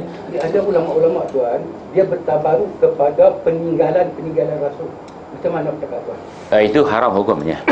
Rasulullah SAW meninggalkan yang suruh kita pegang dua saja, Quran dan Rasulullah SAW, taraktu fikum amraini ma in tamassaktum bihima falan tadillu abada, kitab Allah wa sunnata rasulih. Aku tinggalkan kepada kamu dua perkara. Selagi kamu pegang kepada keduanya, kamu tidak akan disesatkan buat selama-lamanya. Bukan tinggalkan janggut dia, rambut dia, baju dia, selipar dia dan sebagainya. Untuk apa kita tu? Dia ditinggalkan Quran, hadis. Tabarruk dapat berkat daripada itu ya. Quran kita dapat berkat dengan ilmunya. Hatta kalau anda belajar dengan saya, untuk dapat berkat ilmu yang saya bagi, yang lain apa saya boleh buat? Lebih-lebih doa. Jadi tabarruk seperti itu hukumnya haram, boleh bawa pada syirik. Jadi Rasulullah SAW peninggalannya seperti, lihat ya, ada orang bangga dapat janggut Rasulullah SAW. Kalau janggut Rasulullah SAW itu bagus, berapa kali Rasulullah SAW potong janggut? Tentu sahabat dah rebut, terutamanya musim haji. Penghabisan Rasulullah SAW menyukur janggut, dicekak seperti ini, dia orang jadi potong. Tentulah sahabat tengok, janggut, rebut ramai-ramai, bergaduh mungkin nak dapat. Tapi sekarang yang Rasulullah SAW suruh beri kita konsentrasi Quran dan hadis, kita lupakan janggut dicari. Sampai di Singapura ada orang jual air zam-zam, sudah direndam janggut Nabi. Kalau zam-zam seperti ini harganya $10, bila dah kena janggut harganya $100. Cepat-cepat beli selagi ada stok. Keluar kat surat khabar yang buat seorang kiai ataupun seorang yang dianggap sebagai orang alim. Siapa suruh? Disuruh kembali kepada Quran hadis, ditinggalkan. Tetapi yang Rasulullah SAW semasa hidup punya berapa banyak ya, kadang-kadang sepatunya ataupun selipernya putus, kalau tak boleh pakai lagi buang. Tak pernah sahabat rebut, simpan, tak ada. Yang kita sekarang rebut cari itu kenapa? Apakah kita mahu beriman setelah jumpa benda seperti ini? Tak, Rasulullah SAW tak suruh. Ya, okey, teruskan soalan. Betulkan saya Ustaz jika kefahaman saya salah. Ustaz, kalau tak silap saya, Abu Hurairah radhiyallahu an bertemu dengan jin dalam keadaan Abu Hurairah tidak tahu bahawa itu adalah jin. Tetapi akhirnya itu jin kan? Sebenarnya dia tahu. Dia tahu. Sebab penghujungnya bila dia minta lepaskan, apa kata syaitan ni? Aku akan ajarkan kau satu ayat yang ditakuti oleh apa? Syaitan. Cuba baca penghujungnya. Dia mengatakan, aku akan ajarkan kau satu ayat yang syaitan takut. Maka oleh kerana yang bercakap itu syaitan, yang bertemu dengan dia adalah syaitan, maka ditanyakan kepada Rasulullah SAW. Kata Rasulullah SAW, ayat kursi benar, syaitan takut kepada ayat kursi. Tapi syaitan itu tak boleh kita percaya. Tapi tentang ayat kursi, Rasulullah SAW menjamin ayat kursi. Hadis itu kan hadis Muslim. Jadi kita katakan bahawa iya. Dan banyak cerita-cerita dalam Al-Quran, dalam hadis, orang-orang yang meminta perlindungan kepada syaitan. Ada yang nampak, ada yang tidak nampak. Ayat dalam surah jin tadi, memang ada sebahagian mereka menyembah jin langsung. Dan jin masuk Islam. Tetapi mereka tidak tahu jin masuk Islam, mereka terus menyembah jin. Ini perbuatan ini syirik, tetapi kita katakan ada hadis. Walaupun Imam Asy-Syafi'i mengatakan, siapa mengatakan dia jumpa setan atau jin, maka dia kafir. Sebab apa? Dia berbohong. Tapi akhirnya Imam Syafi'i menarik balik. Imam Syafi'i bersetuju bahawa kita boleh jumpa jin. Contohnya, ya, ada sebagian orang nampak apa dalam rumahnya. Maknya meninggal, maknya balik. Boleh apa? Boleh kemas rumah dan sebagainya. Ini qarinnya. Orang lain semua tak nampak. Ya. Kadang-kadang saya rawat orang, dia mengatakan dia datang. Yang penghabisan seorang wanita, anak dara, umurnya 13 tahun, tapi badannya macam Salman ada pada situ. Dia menjerit, subhanallah. Dia menjerit. Dan dia katakan kawan-kawan dia datang. Tapi bila kita bacakan ayat kursi, dia tak boleh masuk. Dia ketuk dinding tu, semua orang boleh dengar. Saya jadi dengar. Apa dia minta izin masuk? Dia nampak, kami tak nampak. Jadi disebut namanya, tapi semua nama-nama Kristian. kata bapak dia, rumah tu dulu pakai, wallahualam, ini cerita, mudah-mudahan cerita ni benar, dia pakai membantu orang Filipin, orang lama yang sewa rumah tu. Tetapi bila tak dibayar gaji, orang Filipin tu apa dia? Dia balik, dia cari dukun, ya, maka diugut. Makanya saya dengar ada tulisan yang ditulis orang Filipin tu di dinding, patut dibuang, tapi dia cat. Jadi siapa masuk rumah tu kena, siapa masuk rumah tu kena. Jadi yang penghabisan sahabat kita beli, bila dia beli, anak dia kena, mula dia kena, kemudian isteri dia kena, ketiga anak dia kena. Bila dia kena, kita ajar ruqyah. Tahu ruqyah? Dia sembuh. Kemudian isterinya kena. Bila isterinya kita ajar ruqyah, sembuh. Bila anaknya yang umur 13 tahun, degil. Mungkin baca tak betul dan sebagainya. Kebanyakan budak-budak sekarang kata tak baca Al-Quran. Jadi dia tak boleh ruqyah dirinya sendiri, dia kena teruk. Saya bawa rotan, tongkat tu, tanya Salman, saya hentak, dia melawan. Dia boleh flying kick lagi. Mak dia pegang, subhanallah. Jadi kami bacakan terus, dia punya jerit, subhanallah. Jadi dia nampak, disebut dia ni datang mana, tu tu ada kat situ, katanya dia nampak. Dia nampak. Jadi kalau kita katakan apakah kita tak boleh nampak jin? InsyaAllah kalau Allah nak perlihatkan. Dan saya banyak orang yang saya rawat, dia mengatakan saya nampak sendiri, Ustaz, saya nampak benda tu. Wallahualam. Tapi kita jangan takut, ya, takutlah kepada Allah. Kalau takut kepada benda-benda macam ini, boleh bawa kepada kesyirikan. Saya katakan bahawa jin takut kepada kita, bukan sepatutnya kita takut kepada jin. Dan Allah mengatakan, laqad khalaqnal insana fi ahsani taqwim. Allah dah jadikan manusia sebaik-baik kejadian. Maka kita lebih hebat daripada jin. Malah kalau kita beribadah dengan betul, kita lebih hebat daripada malaikat. Sebab malaikat tidak diuji, kita diuji. Okey, teruskan soalan dia. Assalamualaikum Ustaz. Waalaikumsalam warahmatullahi wabarakatuh. Tadi saya pergi camping, hampir setiap kali pasti ada orang yang kena disteria. Kadang-kadang terganggu program. Bagaimana hendak menanganinya? Ya, ini kerana doktrin daripada kecil, hantu. Momok. Tak mau masuk rumah, kat luar ada hantu.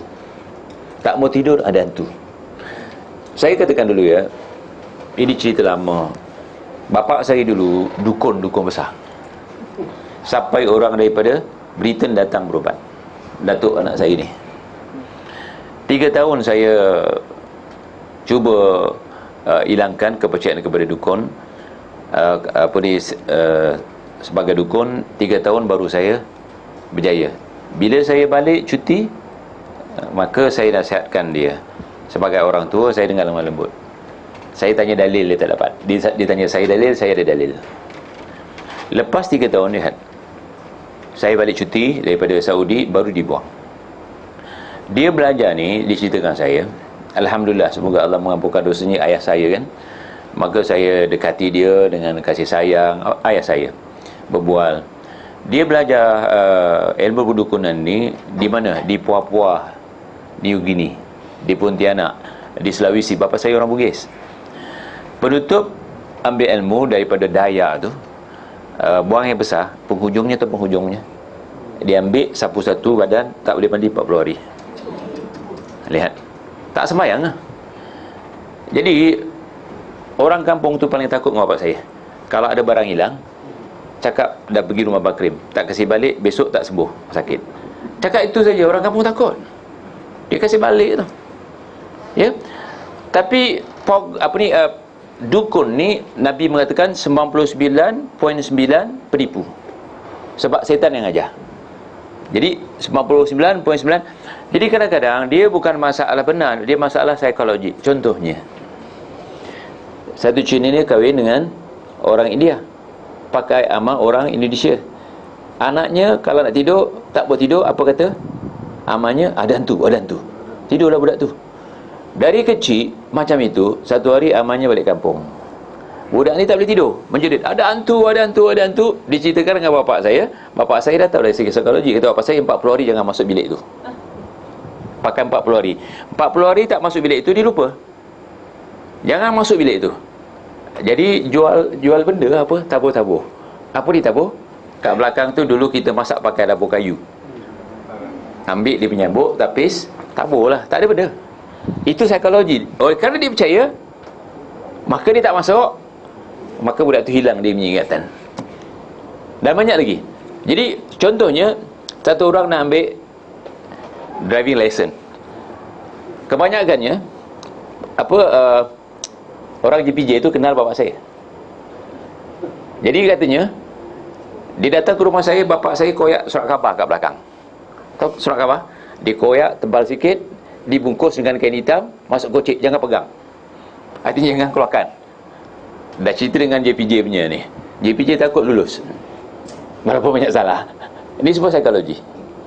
Jadi kalau dah tidak diambil, bapak saya capak ke belakang aja, surat khabar. Lihat. Tapi orang tu yakin jadi. Ala kulli hal, dukun membawa kepada kesyirikan. Bagaimanapun dia ada bantuan daripada syaitan. Dia akan memanggil syaitan. Makanya siapa pergi dukun, dia percaya dengan apa dikatakan, man ata'arrafan fasala anhu an syai' fasadaq faqad kafara bima unzila ala Muhammad sallallahu alaihi wasallam. Siapa pergi dukun, pawang, bomoh dan sebagainya, dia percaya dengan apa dikatakan, maka dia sudah kafir terhadap apa yang diturunkan kepada Nabi Muhammad SAW. Jadi apa yang kita bincangkan ni adalah berkaitan dengan tauhid. Jadi peganglah. Jadi teruskan soalan tadi. Jadi isteri, maaf, isteri ni antaranya adalah perasaan. Mula yang paling banyak berlaku histeria adalah di Singapura. Malaysia belum berlaku. Okey. Ada satu kilang pecal. Satu perempuan ni, dia ada adik-beradik 7 orang. Dia tertekan. Dia kerja bahagian elektronik. Jadi bila dia pergi, dia dalam keadaan lapar sebab dia uruskan adiknya. Maknya dah tak ada, bapaknya tak ada. Jadi dengan perut kosong, kerja yang sulit, maka mengikut kajian mereka, maka datang histeria. Ada kepercayaan pula di situ, masuk hantu. Jadi dipanggil dukun, macam-macam dukun. Jadi kilang tu panggil dukun macam-macam, orang India, orang ni semua, orang Melayu, paling banyak orang Melayu. Tapi tak hilang. Tapi bila dirawat dengan pakarnya, dia tak datang histeria lagi. Kemudian kedua, gangguan. Gangguan ni oleh kerana percaya. Saya dah bincang di sini, kalau belum dibincang boleh dibincangkan sebelah. Namanya tatayur ataupun tiarah. Jangan taruh nama anak tiara atau tatayur ya. Apa arti tiara? Siapa tahu? Sial. Orang kita ada nama anak tiara, betul? Apa arti tiara? Sial. Apa arti tiara? Sui. Kata jadi sui. Sial. Bagaimana kalau kita taruh anak kita tiara? Sial-sial datang sini macam tu? Tak boleh. Jadi tiara asalnya daripada perkataan tair, burung. Tiara yakni ramalan yang membawa kepada keburukan. Disebut juga oleh Rasulullah SAW sebagai tasya'um. Kalau kita dah meramalkan sesuatu dengan keyakinan akan berlaku, berlakulah dia. Saya buat contoh senang aja. Katakan kita nak keluar, tiba-tiba rumah lama ada bendul, tak bendul? Tak bendul? Penghalang angin, apa masuk daripada pintu. Terlanggar kita jatuh. Apa mak kita ramal? Tatayurnya, jangan pergi. Kalau pergi, itu namanya tatayur. Ataupun tasya'um. Kata Rasulullah SAW, anta percaya jadi. Anta percaya jadi. Allah mengikut apa yang kita yakin tu. Jadi kata Rasulullah SAW, wa khairuhat tafa'ul. Sebaik-baiknya kita lupakan. Famdi, dan jangan bincang lagi. Artinya tinggalkan terus. Makanya kalau ada orang seperti tadi, saya katakan dia tertandung jatuh, kita katakan dengan tafa'ul. Artinya kita beranggap baik ya. Kita katakan tadi aku careless, aku cuai, aku jatuh. Ni kena jaga betul-betul. Tapi kalau diramal, ini tanda buruk, akan berlaku begitu dan begini. Orang Melayu di antaranya yang paling banyak ada kepercayaan tatayur, ramalan yang tidak bagus. Contohnya ya, kalau filem-filem Melayu, kalau dia sedang masak, pegang apa periuk, tiba-tiba jatuh, apa ramalannya? Kalau suaminya ada kat hutan, kenapa? Biasanya kena terkam 4 belang, ataupun kayu timpa dia. Ini semua dah jadi satu macam kepercayaan. kepercayaan di sini seperti ini hukumnya syirik. Tidak boleh. Sama sekali tidak boleh. Ya, jadi jangan ada kepercayaan tatayur. Ada buku syirik, kita boleh bincang di sini nanti. History yang disatu daripadanya kerana dari tanah lebih awal. Anak saya masuk asrama juga, Nawal. Lepas 3 hari hampir semua kena. Kenapa anak saya tak kena? Sedangkan saya katakan kalau boleh ruqyah mereka. Kerana anak saya tak percaya. Sedangkan kata anak saya, semua yang ke asrama bawa apa? Tangkal. Yang banyak bawa tangkal tu banyak kena. Lihat. Kerana kepercayaan tatayur atau tasya'ub ada padanya. Buang ni, buang. Jangan ajar anak kita dengan kepercayaan. Ajar tawakal. Dan kalau ada berlaku, kita ajar dia paling-paling baca ayat kursi, ataupun baca ayat tadi, ataupun doa tadi, a'udzu bikalimatillahi tamma min syarri ma khalaq. Kemudian oleh kerana banyak yang berlaku, kerana di situ semua perempuan lelaki kita ada, yang datang ustazah tak ada. Ustaz tu biasalah ambil kesempatan, ya, dipegang, dipicit, dan saya katakan mana boleh. Lebih-lebih lagi di ruqyah. Jadi ini berlaku kerana apa? Mungkin kerana tekanan dan kepercayaan yang bukan-bukan. Jadi jangan ajar anak kita ajaran-ajaran yang keruk-maruk ni, percaya hantu dan sebagainya. Hantu ada, tapi hantu takut kepada kita. Kita kena ajarkan seperti itu. Ya? Cerita hantu betul. Dan dukun, Allahu Akbar. Tempoh hari cari kapal terbang, teropong. Doremi teropong. Lihat dia, ikhwan, ini hadis-hadis yang sahih. 99.9 dukun itu penipu. Maukah kita kenipu? Kalau itu perkataan Nabi Shadiqul Masduq, kita tak percaya, kafir kita. Bagaimana orang percaya kepada dukun boleh bawa kepada syirik? Dukun, dia tak tahu yang gaib. Setan, jin pun tak tahu yang gaib. Tak tahu yang gaib. Yang tahu gaib illallah. Tengok tadi, sepatutnya tak boleh lah macam tu kan. Apa yang dipakai teropong, pakai apa lagi? Yang dipegang kelapa, bukan kelapa. Allahu Akbar, naik kapit Dorami. Itu lagu Doremi. Allahu Akbar. Apa dia? Raja bermusuh dunia, pembohong. Saya katakan pembohong kerana Nabi mengatakan pembohong. Anta kena katakan dia pembohong tu. Kalau tidak, anta tak beriman dengan hadis Nabi. Nampak tak ada kan? Ya. Saya katakan tetap pembohong. Saya beriman dengan Nabi saya. Saya kenal dia. Kenal? Pembohong ya? Biasalah. Perawinya dia kat sini. Okey, terus. Terus soalan. Harap Ustaz jelaskan. Bolehkah kita sebagai orang biasa mengubat orang yang disampuk? Boleh. Dengan menggunakan ayatul kursi. Bukan ayat kursi, semua ayat Quran. Dan adakah malas dan banyak tidur termasuk penyakit yang disebabkan oleh syaitan? Okey. Pertama, soalan tadi yang pertama, apa dia katanya? Membaca, boleh. Ikhwan, Quran mengatakan wa nunazzilu minal Qur'ani ma huwa shifa' wa rahmah lil makna lil mu'minin. Allah mengatakan, aku turunkan dengan Al-Quran ini syifa, penawar. Syifa dalam bahasa Arab, obat penawar, dan petunjuk bagi orang yang beriman. Semua ayat Quran tidak kira, tapi oleh kerana ada ayat kursi, kalau hafal ayat kursi, ayat kursi. Hatta inna a'tayna kal kautsar fasalli li rabbika wanhar. Kalau kita dibacakan kepada orang, syaitan tetap takut. Sebab semua ayat Quran ayat ruqyah. Okey? Dan saya tahu kebanyakan orang kita standardnya apa? Inna a'tayna dan qul huwallah. Itu kalau diulang-ulang pun mujarab. Sebab ada orang daripada Sabah, daripada Sarawak, kadang-kadang dia kontak saya. Bukan dekat, daripada Sabah, daripada Sarawak. Kena sampuk. Saya cakap, bacalah apa ayat Quran. Saya tak tahu baca ayat Quran. Tak sembahyang ke? Sembahyang. Dia baca Fatihah, ayat Inna a'tayna qul huwallah. Saya katakan baca setengah jam, 1 jam, sampai dia hilang. Subhanallah, telefon kembali, dia hilang saya. Tidak semestinya ayat kursi, tapi yang paling baik antaranya adalah ayat kursi.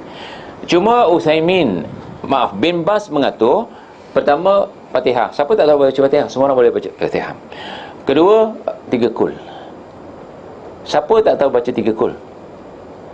Kemudian ayat kursi. Boleh katakan semua orang boleh baca ayat kursi. Dan yang keempat, Amanar Rasul. Sebelum terakhir surah Al-Baqarah. Orang yang kaki yasinan dulu mesti dah tahu, sebab itu dibaca, betul kan? Amanar Rasul. Ini disusun oleh Bin Baz kerana kebanyakan orang kita baca itu yang paling banyak dihafal.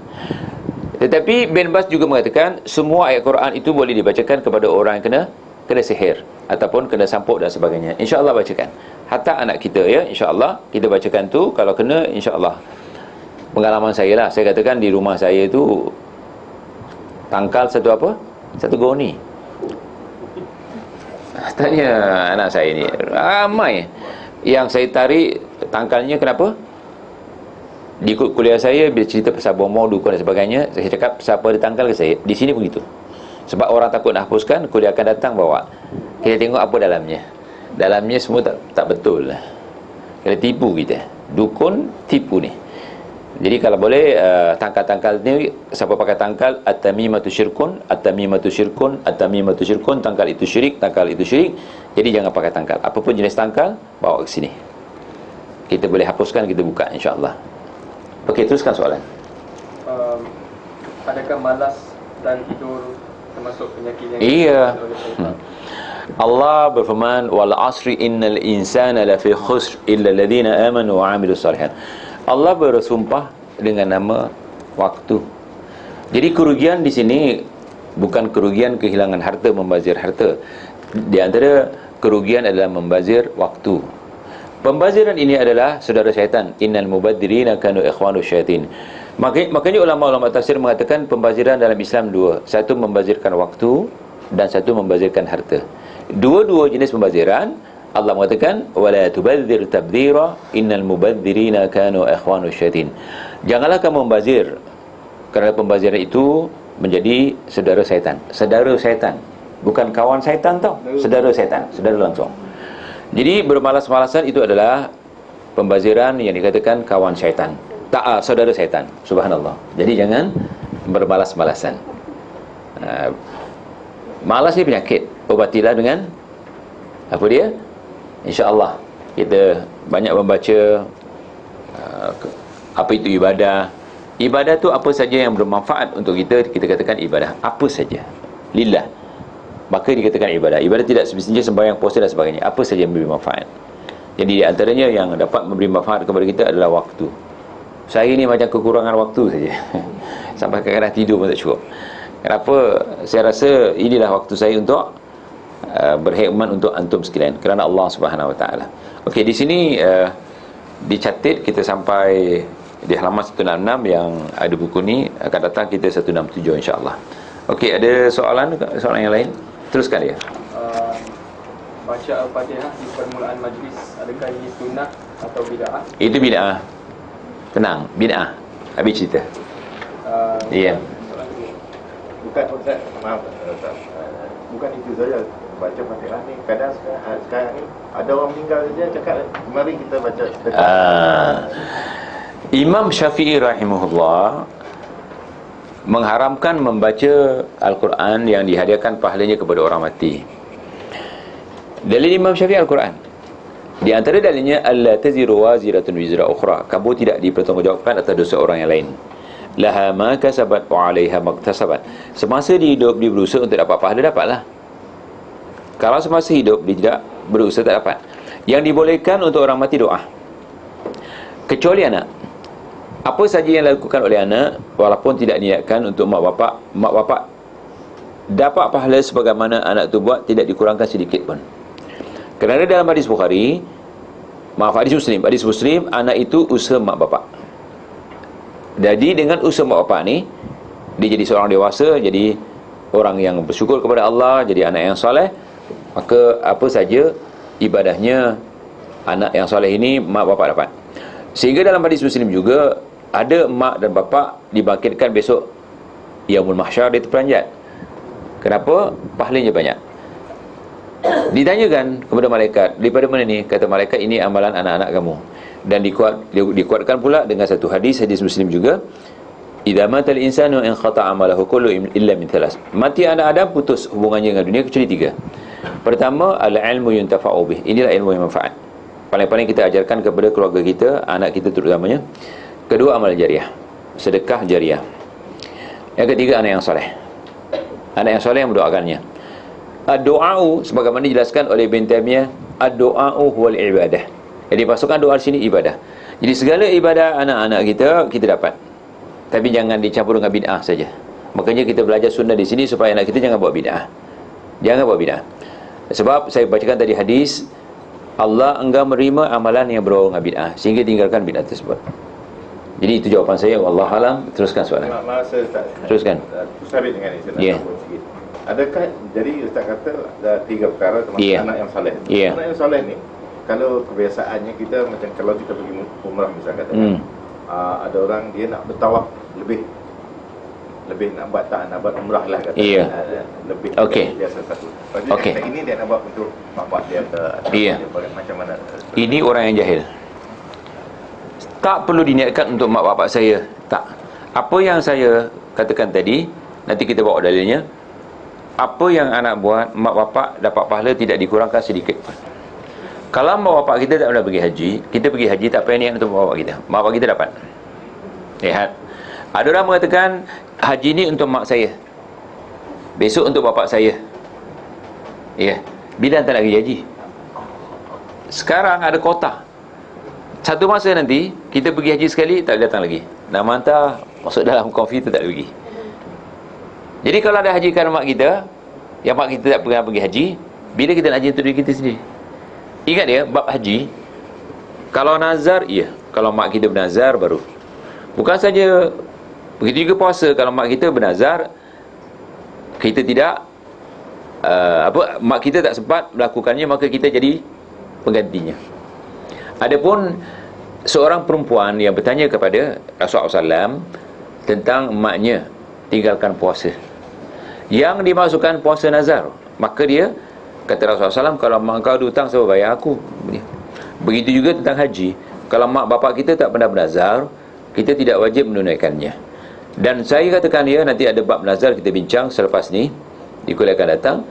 Rasulullah SAW tidak suka ibadahnya orang bernazar. Sebab kata Rasulullah SAW, puasa, ibadah orang yang nazar adalah ibadah orang yang lokek. Contohnya misalnya, dia mengatakan, ya Allah, kalau anak aku tu lulus, saya akan sedekah 500-600. Tak lulus dia sedekah. Tak lulus dia tak sedekah. Apa makna? Kata Rasulullah SAW, ini ibadah orang yang lokek. Satu contoh lah. Jadi tak perlulah bernazar. Jadi kalau kita pergi haji nanti, satu lagi kita akan bincang bab haji. Kalau dulu sebelumnya kita ada bincang bab apa, bab solat dan taharah.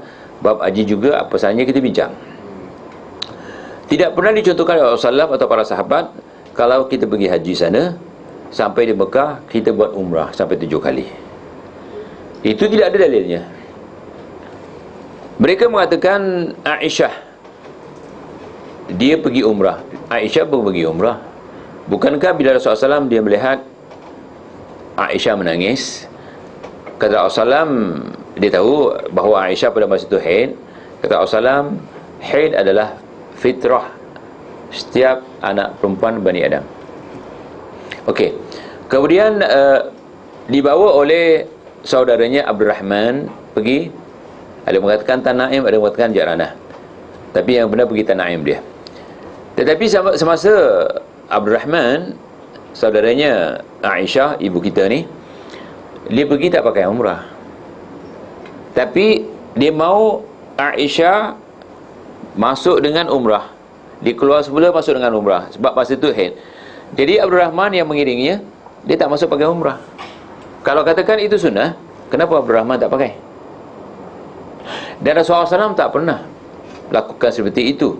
Dan para sahabat setelah Rasulullah SAW wafat, tak seorang pun sampai di Mekah, maka dia pergi Ja'ranah atau Tanaim atau pergi mana. Kalau tanah haram masuk semula, tak ada. Ikhwan, kebanyakan orang kita sampai 7 kali, nanti kerjakan haji tak sempurna. Letih sana, sakit sini. Dan satu lagi, sembahyang di Masjidil Haram, pahalanya 100,000. Bila dia pergi umrah, kadang-kadang sebelum subuh hilang.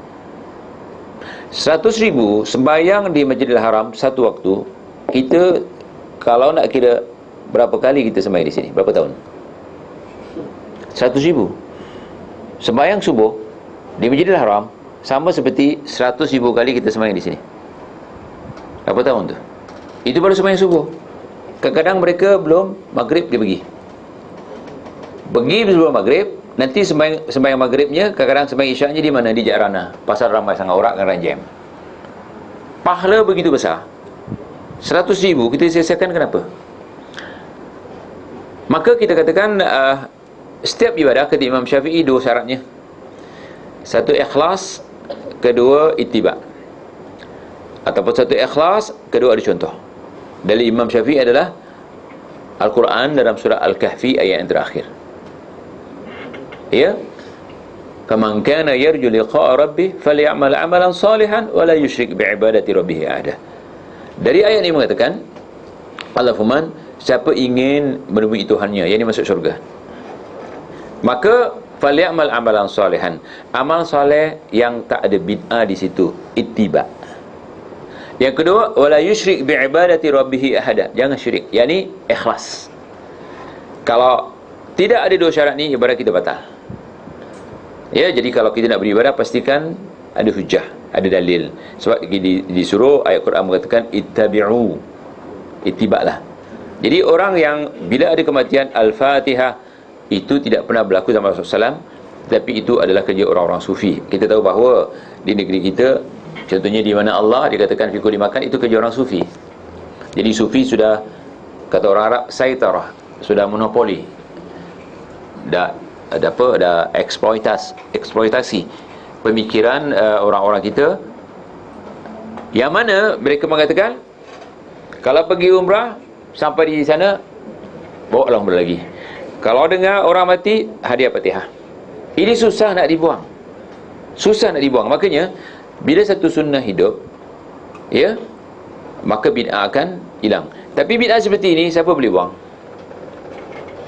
Yang pertahankannya mufti-mufti, kiai-kiai, maka susah. Okey, ada soalan lagi? Teruskan. Harap Ustaz dapat jelaskan, dapat bunuh syaitan atau iblis atau jin jika makhluk ini menjelma seperti makhluk lain yang seperti orang atau binatang.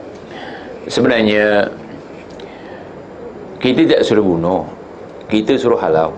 Itu makhluk Allah juga. Bagaimana cara halau? Ta'awuz berlindung. Bukankah kita baca idza qara'tal qur'ana fasta'iz billahi minasyaitanir rajim. Bila kamu nak baca Al-Quran, maka berlindunglah kepada Allah daripada syaitan. Begitu juga ayat-ayat ta'awuz. Ta'awuz artinya minta perlindungan. Kita bukan suruh bunuh. Kenapa kita nak bunuh dia? Kita tak disuruh bunuh. Ya, kalau jin tu jin kafir, kalau jin Islam tak boleh bunuh. Kecuali kalau dia nak bunuh kita, kita melawan. Siapa pun kalau nak bunuh kita, kita melawan untuk pertahankan diri, itu lain. Tapi saja-saja cari jin, jumpa, bunuh, tak boleh lah. Itu kerja tak disuruh oleh Allah SWT. Okey, teruskan. Apakah yang patut dibaca apabila memasuki rumah? Bismillah atau salam? Pertama, salam. Ada doa, yang mana doa ni dalam buku doa harian. Dan ada, saya tulis satu buku, rumah yang tidak dimasuki syaitan. Buku itu dah habis sebab kita seminarkan dulu di mana? Di Radio Hang. Saya bawa banyak, saya ingat lebih daripada 5,000 naskah. Kalau ada di rumah, ada beberapa puluh saja. Ini juga kalau dikuliahkan di sini bagus. Rumah yang tidak dimasuki syaitan. Kebanyakan dalil-dalilnya saya ambil daripada apa yang ditulis oleh Al-Bali, seorang ulama yang banyak memperkatakan tentang bagaimana merawat orang yang kena sihir dan sebagainya. Jadi ada doa-doa. Paling kita baca Assalamualaikum. Assalamualaikum ini kalau kita masuk rumah, sekalipun di dalam rumah kita tak ada orang, kita beri salam kepada diri kita sendiri. Ada satu ustaz di TV, saya tak mau sebut TV mana, katanya kalau tak ada orang, kita baca Assalamualaikum wa ala ibadillahi salihin.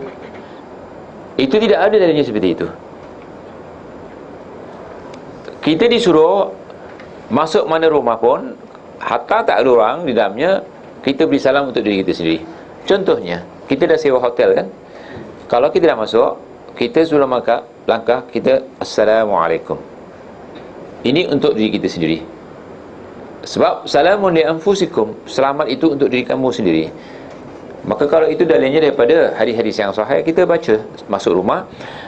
Makanya ya, kalau kita masuk rumah membaca doa atau paling-paling beri salam, kemudian kita makan, sebelum makan kita baca bismillah. Dalam hadis yang sahih, syaitan mengatakan aku tak boleh tidur di rumah kawan ni, dan aku tak boleh makan malam di rumah kawan ni. Di antaranya baca Assalamualaikum. Makanya ya, kita kena ajak anak-anak kita balik, pertama sekali suruh beri salam. Ada orang tak ada orang. Tetapi kadang-kadang ya, TV kita ni tak senonoh. Pernah dulu Tongkat Ali, dia bawa kereta pecut sampai dia punya rim keluar api. Dia balik sampai di rumah yang saya dah balik, bukan? Ataupun budak sekolah, mama saya sudah balik. Ini semua elan-elan ni tidak bagus.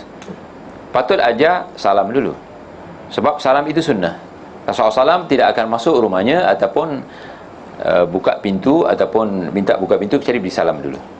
Jadi salam adalah sunnah.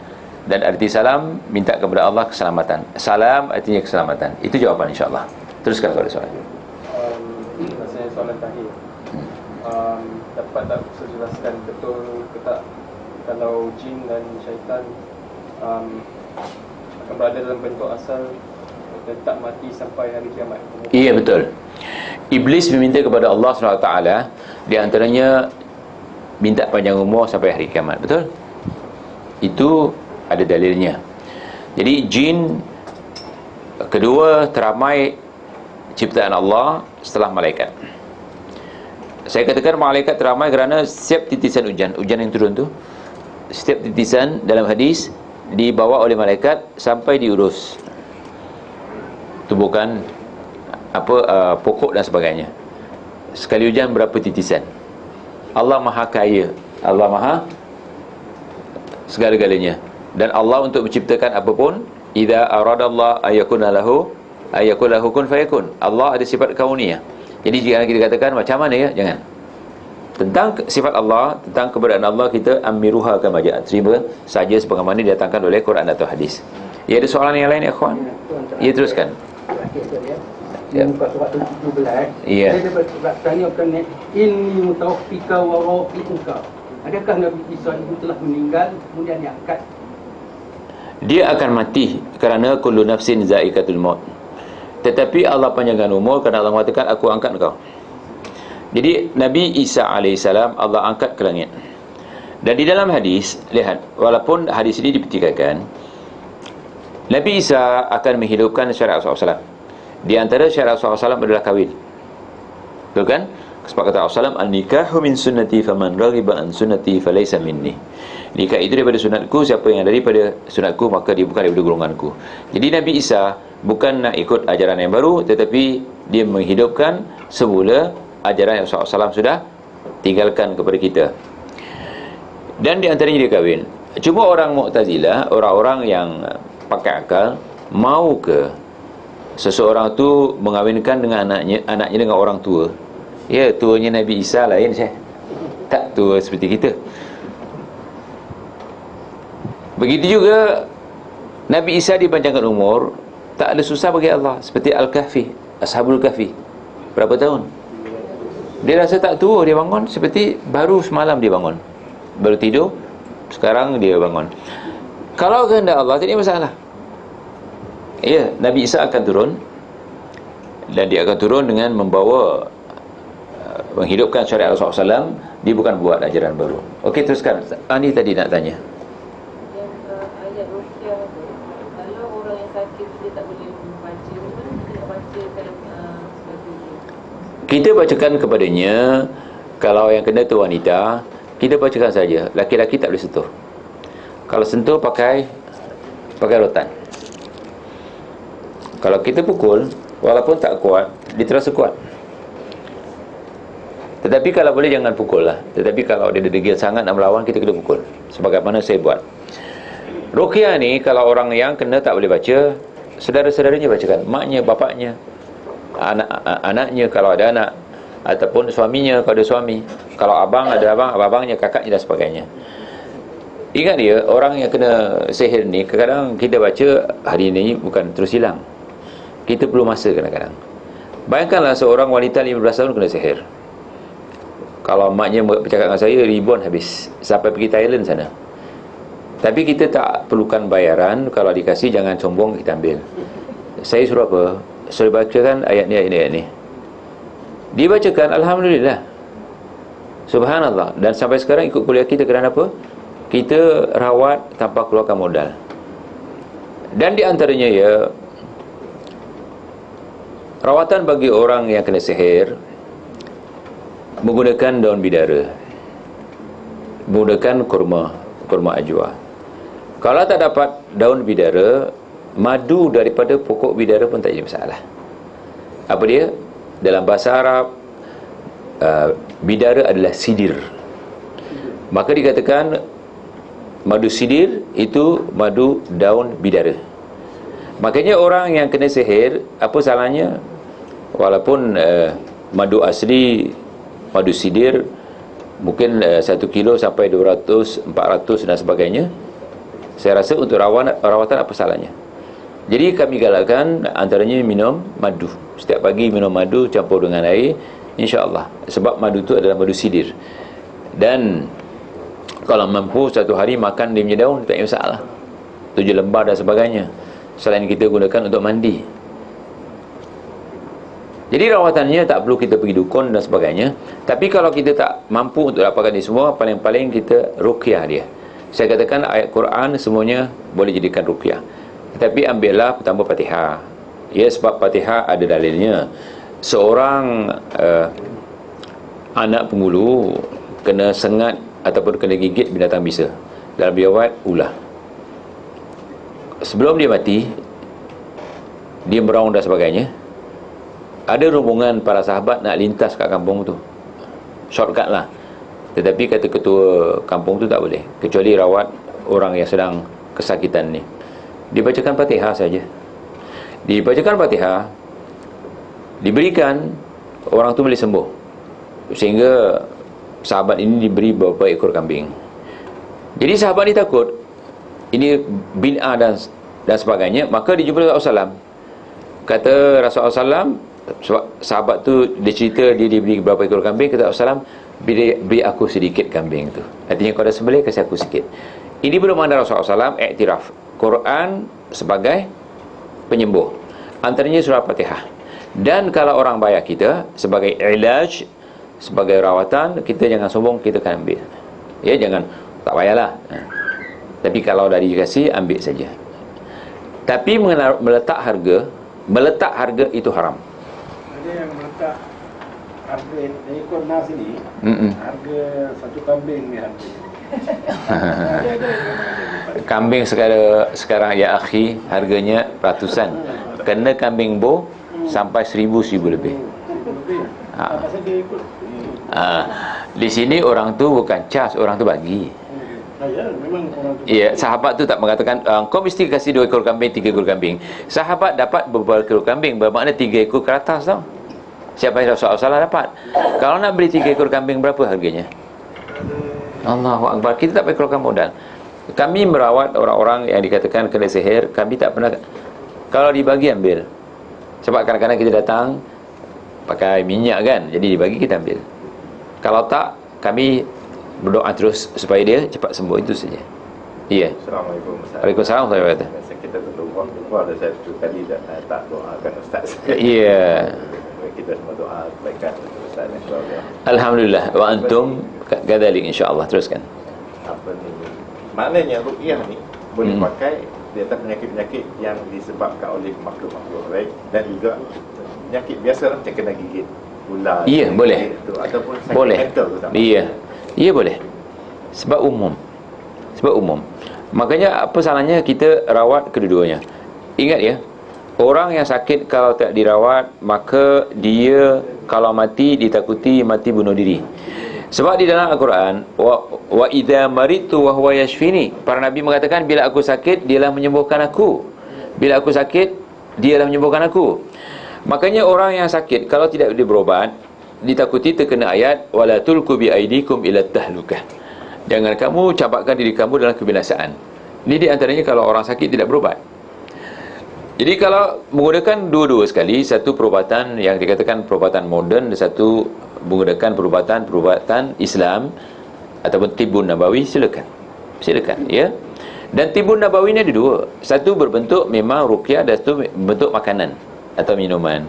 Seperti az-zamzamu lima syuriba lahu. Zam-zam adalah rawatan, ikut kita niat. Dan seperti Rasulullah SAW mengatakan kurma di antaranya kan. Ini semua adalah tibun nabawi. Dan di antaranya adalah madu. Madu sidir itu baik bagi orang yang kena sihir. Ya, insyaAllah. Banyak sekarang boleh dapat madu sidir. Tapi jaga-jaga madu sidir banyak orang buat tiruan. Nama sidir pernah. Iya, nama sidirnya saja tapi madunya tidak ada. Kalau negara tu secara ramai-ramai layak mandi je. Apa dia? Letak saja. Tidak semestinya diramas. Tidak semestinya diramas. Letak saja. Okey, satu lagi soalan. Kita ada waktu sikit saja. Iya. Teruskan. Okey, Rosman. Minta maaf. Angkat tangan tadi saya teruskan. Sembelihan tu dibuat untuk macam majlis bid'ah lah. Iya. Boleh kita makan tak? Sebenarnya majlis bid'ah itu tetap kerana Allah tabi'i. Katakan nak buat maulid untuk makan kan. Allah mengatakan fa'ita'amu ta'am. Yang tidak boleh untuk selain daripada agama Islam. Atau tahlilan boleh makan. Iya. Yang tak boleh untuk berhala, untuk hantu, untuk benda-benda yang boleh membawa kepada kesyirikan. Tahlilan tu tak bawa kepada syirikan, cuma bawa kepada bid'ah saja, sesat, tapi tidak syirik. Yang membawa kepada kesyirikan tidak boleh. Orang nak buat tahlil, dia sembelih ayam, kita makan aja, tak ada masalah. Dia bukan untuk hantu, untuk Allah, tapi salah cara. Tetap untuk Allah kan? Orang tu untuk Allah sebenarnya, tapi dia salah cara kita boleh makan. Boleh makan. Ya. Tahlilan besar-besar macam mana pun, maulidan misalnya. Orang nak buat maulid besar-besaran. Apa di sembelih lembu, kerbau. Kita boleh makan. Kerana tujuannya untuk agama. Agama apa? Agama kita. Cuma caranya tak kena. Caranya dikatakan bid'ah, maka boleh makan. Ya, ada lagi soalan insya-Allah? Ya, teruskan sahabat. Macam ni kita nak bezakan, kan ramai yang mengaku sekarang banyak perubatan Islam kan. Iya. Kita nak bezakan yang mana yang menyalahi syarak. Iya. Yang cas kenakan harga itu menyalahi syarak. Dalam zaman Rasulullah SAW tak pernah mengatakan buka satu klinik rawatan Islam, tak ada. Yang buat ni sekarang kebanyakannya dukun. Anta boleh buat sendiri. Anda katakan ini datang daripada Rasulullah SAW. Kita yakin gini, ini Nabi aku, dia utusan Allah. Allah tidak akan bohong dan Allah tidak akan menyalahi janji. Begitu juga Rasulullah SAW. Jadi kalau kata Rasulullah SAW, orang yang kena sihir bacakan ayat-ayat ruqyah ataupun ayat-ayat tertentu, kita bacakan. Cuma ikhwan, kedua ni setelah kita yakin, kita kena sabar. Tidak semestinya orang dah kena 15 tahun entah seminggu boleh hilang, tak. Mungkin 1 bulan, mungkin 2 bulan, sampai ada yang setahun. Ya kan? Allah uji kita dengan penyakit ni. Jadi kalau kita dah nampak orang kena sihir, tak kira siapa pun, kita terus ruqyah. Ruqyah terus. Antaranya minuman dia kita ruqyah. Ya. Jangan pergi darul yang ada ni. Ya, macam-macam darul. Ini sebenarnya adalah bid'ah, menubuhkan satu perubatan Islam ataupun membuat klinik Islam, rawatan Islam, itu bid'ah. Tak kira siapa buat. Siapa tak boleh baca Fatihah, semua orang boleh baca Fatihah. Siapa tak boleh baca ayat-ayat Quran, semua, saya katakan semua ayat Quran tu adalah ruqyah. Tak kira ayat apa. Kenapa kita mesti pergi? Kalau dibolehkan kata Rasulullah, engkau hafal Quran, engkau buka satu klinik, apa dia? Klinik ruqyah. Tak ada. Tak ada. Rasulullah SAW tak pernah ajarkan. Malah Rasulullah SAW mengajar sahabat buat sendiri. Rasulullah SAW kena sihir kan? Iya. Bila Rasulullah SAW kena sihir, siapa ruqyah? Jibril ruqyah.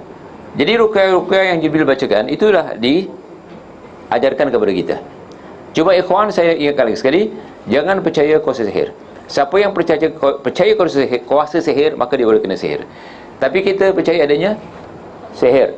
Percaya ada sihir wajib. Tetapi percaya adanya kuasa sihir, hukumnya syirik. Beza kan? Percaya adanya sihir wajib, sebab sihir ada cerita dalam Al-Quran. Percaya dengan kuasa sihir, syirik. Walaupun kita tak percaya dengan kuasa sihir, kata Rasulullah, jangan dicabar. Nanti pergi, oh aku tak percaya kuasa sihir, siapa nak sihir aku sihir? Kena. Sebab apa dia sombong? Ingat dia, jadi sihir ada, tetapi kalau kita terkena sihir, kita ruqyah sendiri, ataupun suruh keluarga kita ruqyah. Atau kena ain. Ain artinya pandangan. Ain ni asalnya mata. Ya, boleh, mata boleh sihir orang. Saya sendiri, ini cerita. Saya duduk di Mekah, di dekat dengan Masjid Khaif, di bangunan Rabita Alam Islami, Muslim World League. Hanya berapa meter saja ke masjid. Semasa Masjid Khaif tu dibina, sedang dibina, ramai orang-orang Mesir yang buat kerja. Satu masa, kalau tak ada orang, saya disuruh jadi imam oleh penduduk ke situ. Sebab saya belajar di Ummul Qura, jadi dia rasa maghrib dan sebagainya, kalau tak ada imam, saya jadi imam kat situ. Satu masa, orang Mesir, dia mengatakan, anta nak jadi kaya tak? Saya fikir, engkau nak jadikan aku kaya, kau sendiri tak kaya. Anak saya fikir, sebab banyak orang menipu seperti itu. Dijual apa? Ayat sihir. Dia katakan, you tengok ya, awak tengok ya, saya boleh jadikan dia garuk kepala. Betul? Dibacakan, ditenung garuk kepala, pakai mata je. Orang tu garuk kepala, tak berhenti sampai orang tu tengok lain baru berhenti. Kau tengok ya, aku suruh bangun, dia bangun. Dia bangun. Entah hayat apa, dia cakap ada pengeras, dia minta saya sampai 1,000-2,000 rial. Jadi katanya, engkau boleh kaya. Apa dia? Sihir orang, nanti orang kata rumah kau kat sini. Lihat. Puji jahat. Saya katakan kalau saya report, dia boleh kena pancung tu. Sebab hukum tukang sihir apa dia? Pancung. Umar sedang memancung 3 tukang sihir. Isi Rasulullah SAW saat tadinya disihir oleh hambanya, maka hambanya dipancung. Saya katakan kalau anta ni belajar sihir macam ni, kalau anta buktikan anta seorang tukang sihir, anta jual tim sihir, mempelajari sihir haram. Saya katakan kalau report anta kena. Tapi orang tu agaklah berumur, saya pun kesian lah, saya cakap tobatlah. Dia boleh tunjukkan, cakap kau tengok ya, orang tu boleh garuk punya kepala, boleh buka dia punya. Orang Arab pakai kotoran, digaru-garu, dibuka. Garu-garu, buka dia punya songkok. Dia cakap tengoknya, dia boleh bangun. Dia boleh bangunkan dengan mata, dengan ain. Bermakna mata ni boleh gunakan untuk menyihir manusia. Dan ain lagi satu, pandangan. Ada seorang sahabat ternampak badan seorang sahabat yang putih melepak, dia pun pingsan. Itu juga dinamakan ain.